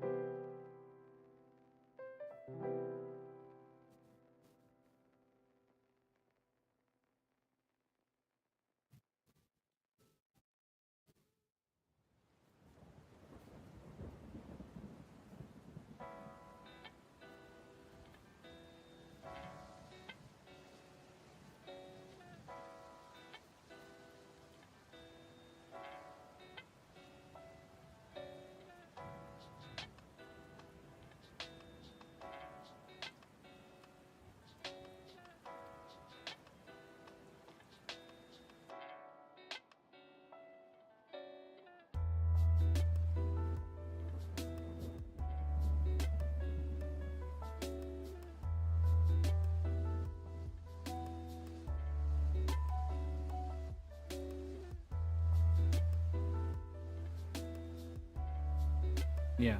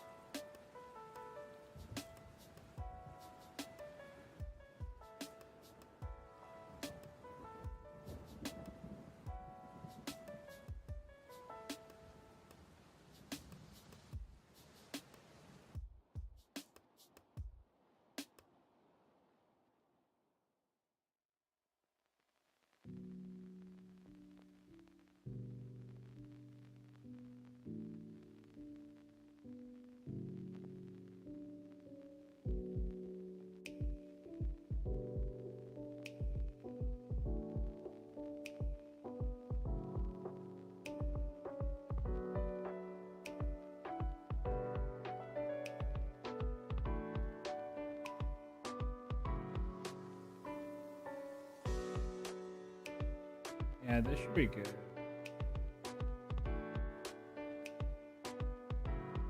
And then what I can do is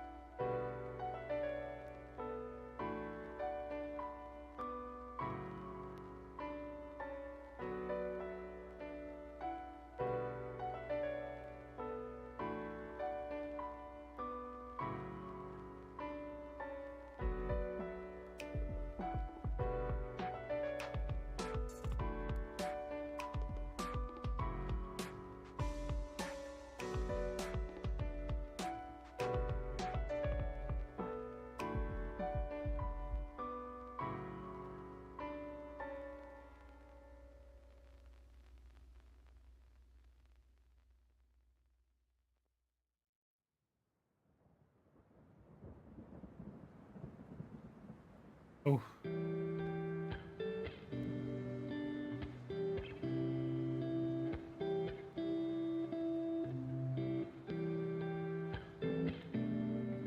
Yippee!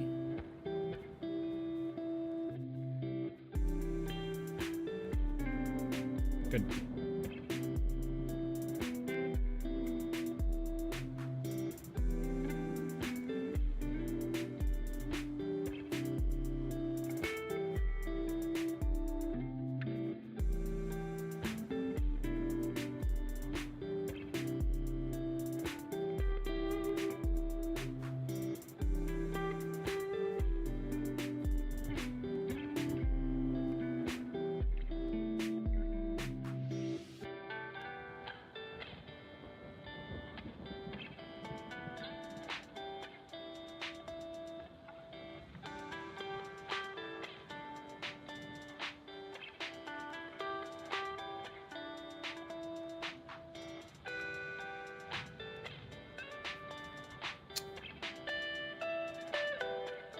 Can you hear me, Skull, or you missed yesterday's stream? That's why.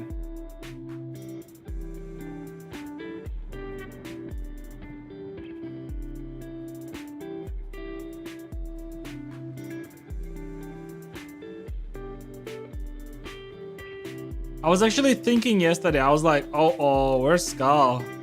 Did he got his daily streak? Sag.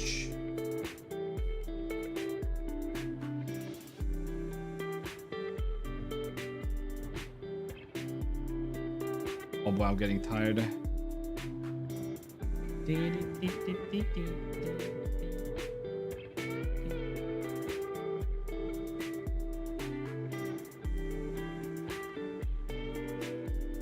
Oh my god. I'm gonna be done. Fuck it. Alright, I'll be done for today, guys. Alright, thank you everyone for hanging out with me today. You guys being great. I appreciate that. Thank you guys very much. Make sure to follow the stream, obviously. Check out links in the chat. You will also see those links under the stream on YouTube as well. There's Discord, Twitter, YouTube, Patreon, Booth, Blue Sky, Gumroad. Check them out. Join our Discord. I post stream announcements there. Follow me on Twitter and Blue Sky. Check out YouTube. Check out Twitch. Also check out Booth and Gumroad. You can purchase some of my models there. But yeah, thank you everyone for hanging out. I'll see you guys tomorrow, okay? We're gonna continue texturing this. Not a lot left, to be honest. Gotta do shoes, the jacket thingy, some small details on a hair, and the hands. It's really not a lot. Maybe I'll be able to do this in a stream. We'll see. But yeah, anyways, thank you everyone. I'll see you guys tomorrow. See ya.